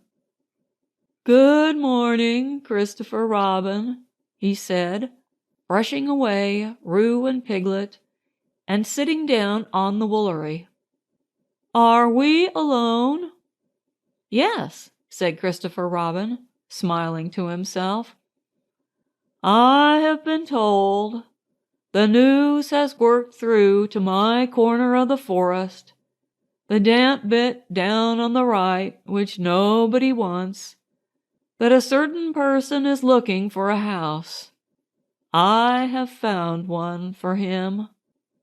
"Ah, well done," said Rabbit kindly. Eeyore looked round slowly at him and then turned back to Christopher Robin. "We have been joined by something," he said in a loud whisper. "But no matter. We can leave it behind. If you will come with me, Christopher Robin, I will show you the house." Christopher Robin jumped up. "Come on, Pooh," he said. "Come on, Tigger," cried Roo. "Shall we go, Owl?" said Rabbit. "Wait a moment," said Owl, picking up his notice board, which had just come into sight again. Eeyore waved them back. "Christopher Robin and I are going for a short walk," he said. "Not a jostle. If he likes to bring Pooh and Piglet with him, I shall be glad of their company. But one must be able to breathe." "That's all right," said Rabbit, rather glad to be left in charge of something. "We'll go on getting the things out. Now then, Tigger, where's that rope? What's the matter, Owl?" Owl, who had just discovered that his new address was the Smudge, coughed at Eeyore sternly, but said nothing. And Eeyore, with most of the woolery behind him, marched off with his friends.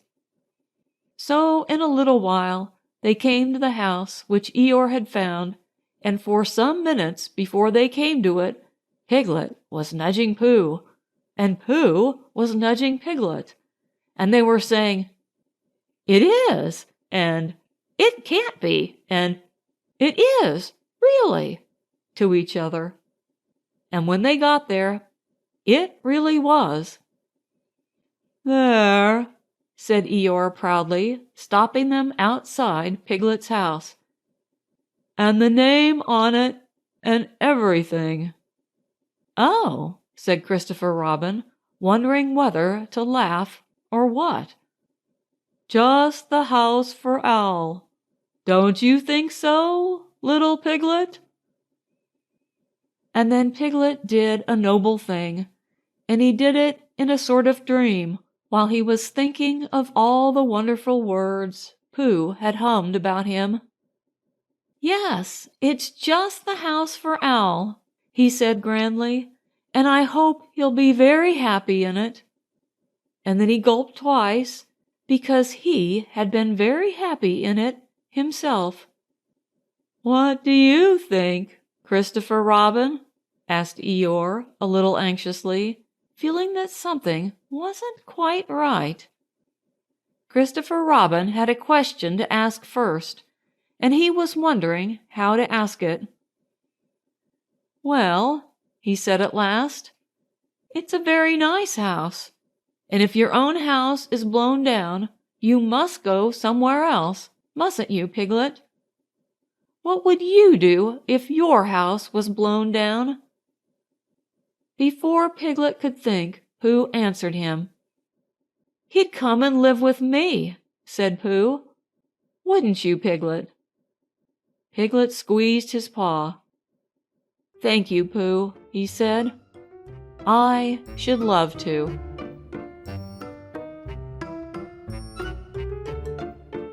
Chapter 10, in which Christopher Robin and Pooh come to an enchanted place, and we leave them there. Christopher Robin was going away. Nobody knew why he was going. Nobody knew where he was going. Indeed, nobody even knew why he knew that Christopher Robin was going away. But somehow or other, everybody in the forest felt that it was happening at last. Even smallest of all, a friend and relation of Rabbit's, who thought he had once seen Christopher Robin's foot, but couldn't be quite sure because perhaps it was something else, even S of A told himself that things were going to be different. And late and early, two other friends and relations said, "Well, early?" and "Well, late?" to each other in such a hopeless sort of way that it really didn't seem any good waiting for the answer. One day, when he felt that he couldn't wait any longer, Rabbit brained out a notice, and this is what it said. "Notice, a meeting of everybody will meet at the house at Pooh Corner to pass a resolution. By order, keep to the left. Signed, Rabbit." He had to write this out 2 or 3 times before he could get the resolution to look like what he thought it was going to when he began to spell it. But when at last it was finished, he took it round to everybody and read it out to them, and they all said they would come. "Well," said Eeyore that afternoon, when he saw them all walking up to his house, "this is a surprise. Am I asked too?" "Don't mind Eeyore," whispered Rabbit to Pooh. "I told him all about it this morning." Everybody said "How do you do" to Eeyore, and Eeyore said that he didn't, not to notice, and then they sat down, and as soon as they were all sitting down, Rabbit stood up again. "We all know why we're here," he said, "but I have asked my friend Eeyore." "That's me," said Eeyore. "Grand." "I have asked him to propose a resolution," and he sat down again. "Now then, Eeyore," he said. "Don't bustle me," said Eeyore, getting up slowly. "Don't now then me." He took a piece of paper from behind his ear and unfolded it. "Nobody knows anything about this," he went on. "This is a surprise." He coughed in an important way and began again. "Whatnots and et ceteras. Before I begin, or perhaps I should say, before I end, I have a piece of poetry to read to you. Hitherto, a long word meaning, well, you'll see what it means directly. Hitherto, as I was saying, all the poetry in the forest has been written by Pooh, a bear with a pleasing manner, but a positively startling lack of brain. The poem which I am now about to read to you was written by Eeyore, or myself, in a quiet moment. If somebody will take Roo's bullseye away from him and wake up Owl, we shall all be able to enjoy it. I call it poem. This was it. Christopher Robin is going. At least, I think he is. Where? Nobody knows. But he is going. I mean, he goes. To rhyme with nose. Do we care? To rhyme with where? We do. Very much. I haven't got a rhyme for that is in the second line yet. Bother. No, I haven't got a rhyme for bother. Bother. Those two bothers will have to rhyme with each other. Bother. The fact is, this is more difficult than I thought. I ought. Very good, indeed. I ought to begin again, but it is easier to stop. Christopher Robin, goodbye. Good. I and all your friends sends.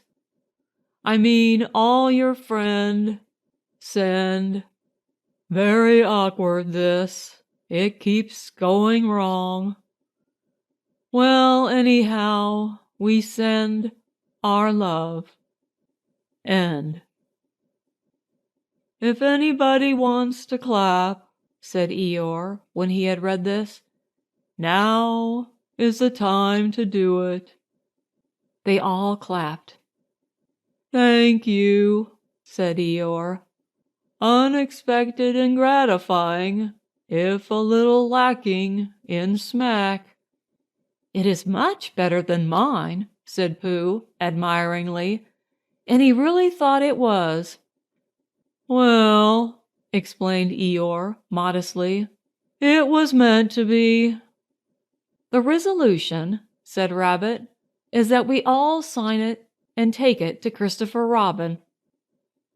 So it was signed.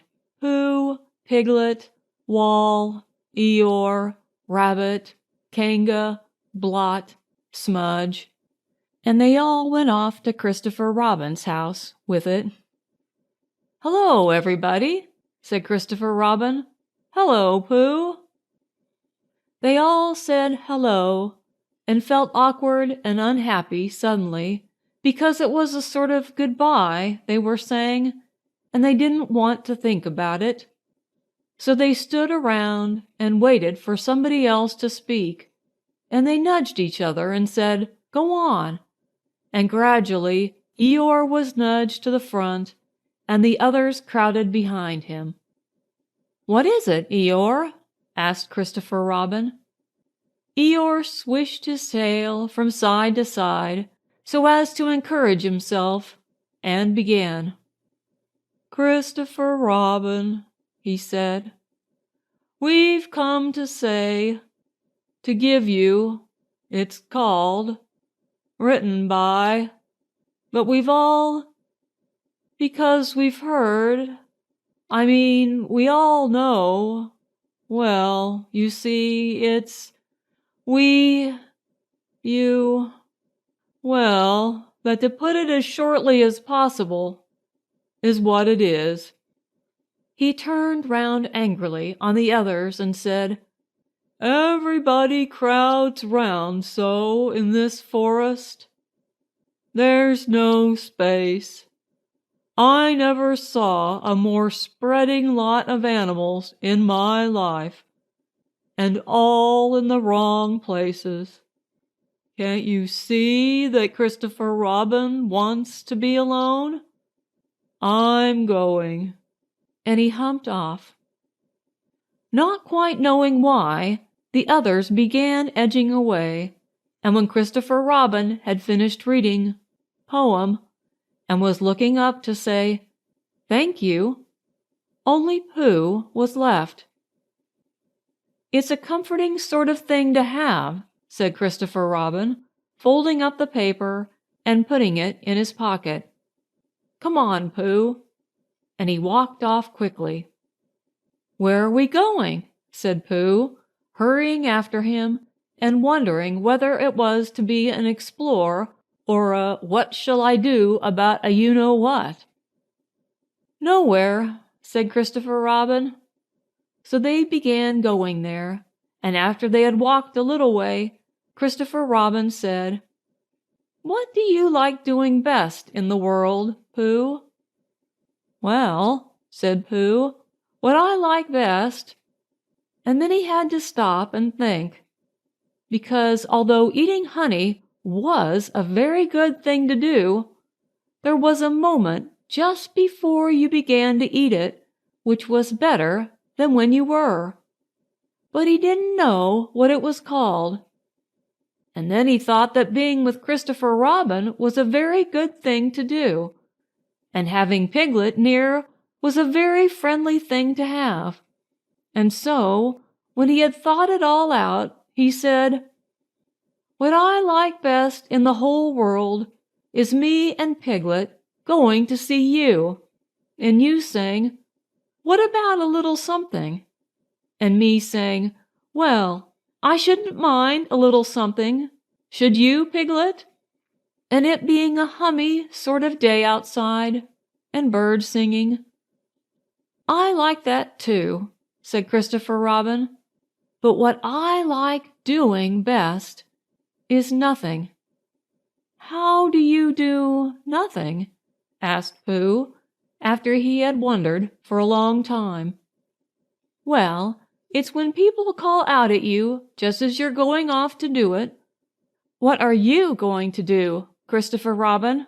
And you say, 'Oh, nothing,' and then you go and do it."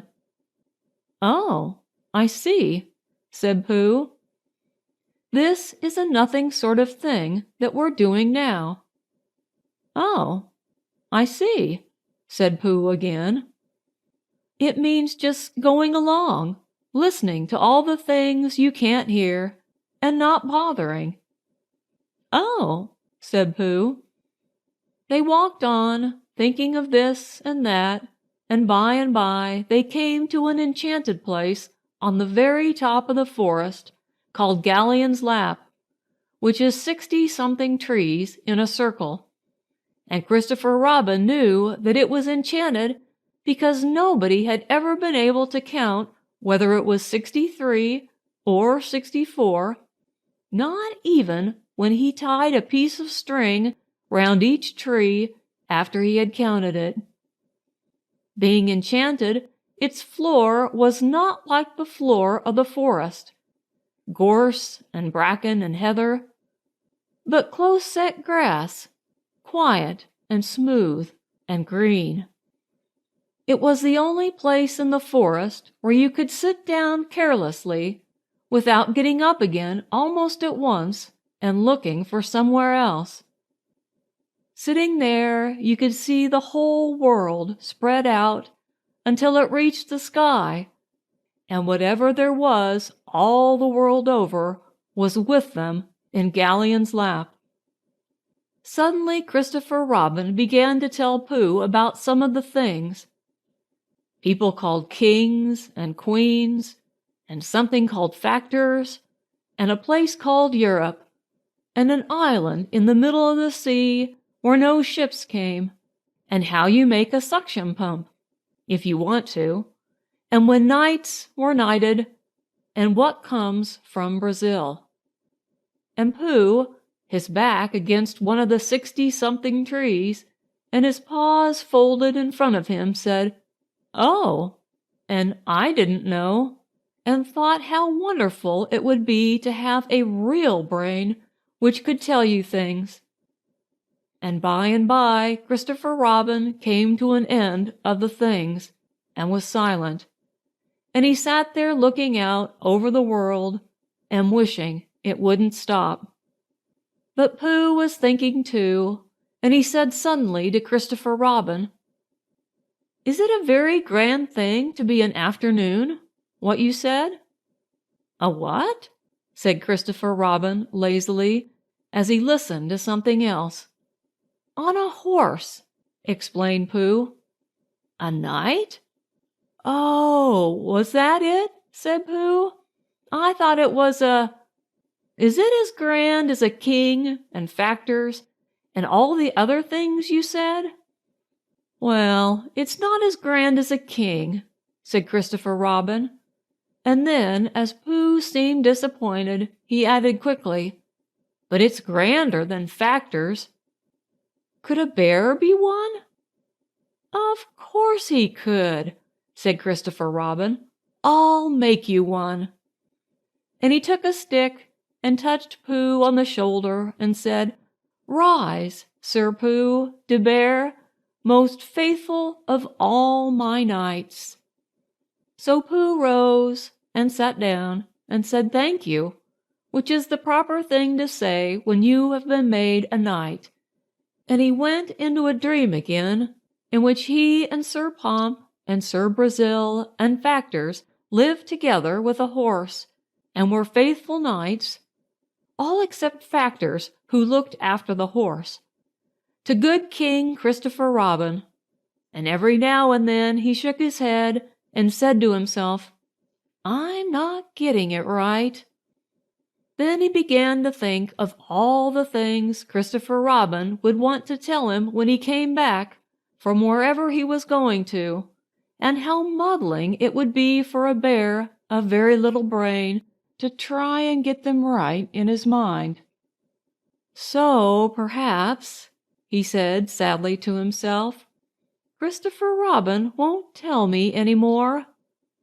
And he wondered if being a faithful knight meant that you just went on being faithful without being told things. Then suddenly again, Christopher Robin, who was still looking out at the world with his chin in his hands, called out, "Pooh!" "Yes," said Pooh. When Pooh." "Yes, Christopher Robin. I'm not going to do nothing any more." "Never again?" "Well, not so much. They don't let you." Pooh waited for him to go on, but he was silent again. "Yes, Christopher Robin?" said Pooh helpfully. "Pooh, when I'm not doing nothing, will you come up here sometimes?" "Just me?" "Yes, Pooh." "Will you be here too?" "Yes, Pooh, I will be, really. I promise I will be, Pooh." "Well, that's good," said Pooh. "Pooh, promise you won't forget about me, ever? Not even when I'm 100? Pooh thought for a little. "How old shall I be then?" 99. Pooh promised. "I promise," he said. Still with his eyes on the world, Christopher Robin put out a hand and felt for Pooh's paw. "Pooh," said Christopher Robin earnestly, if I'm not quite—" He stopped and tried again. "Pooh, whatever happens, you will understand, won't you?" "Understand what?" "Oh, nothing." He laughed and jumped to his feet. "Come on." "Where?" said Pooh. "Anywhere," said Christopher Robin. So they went off together.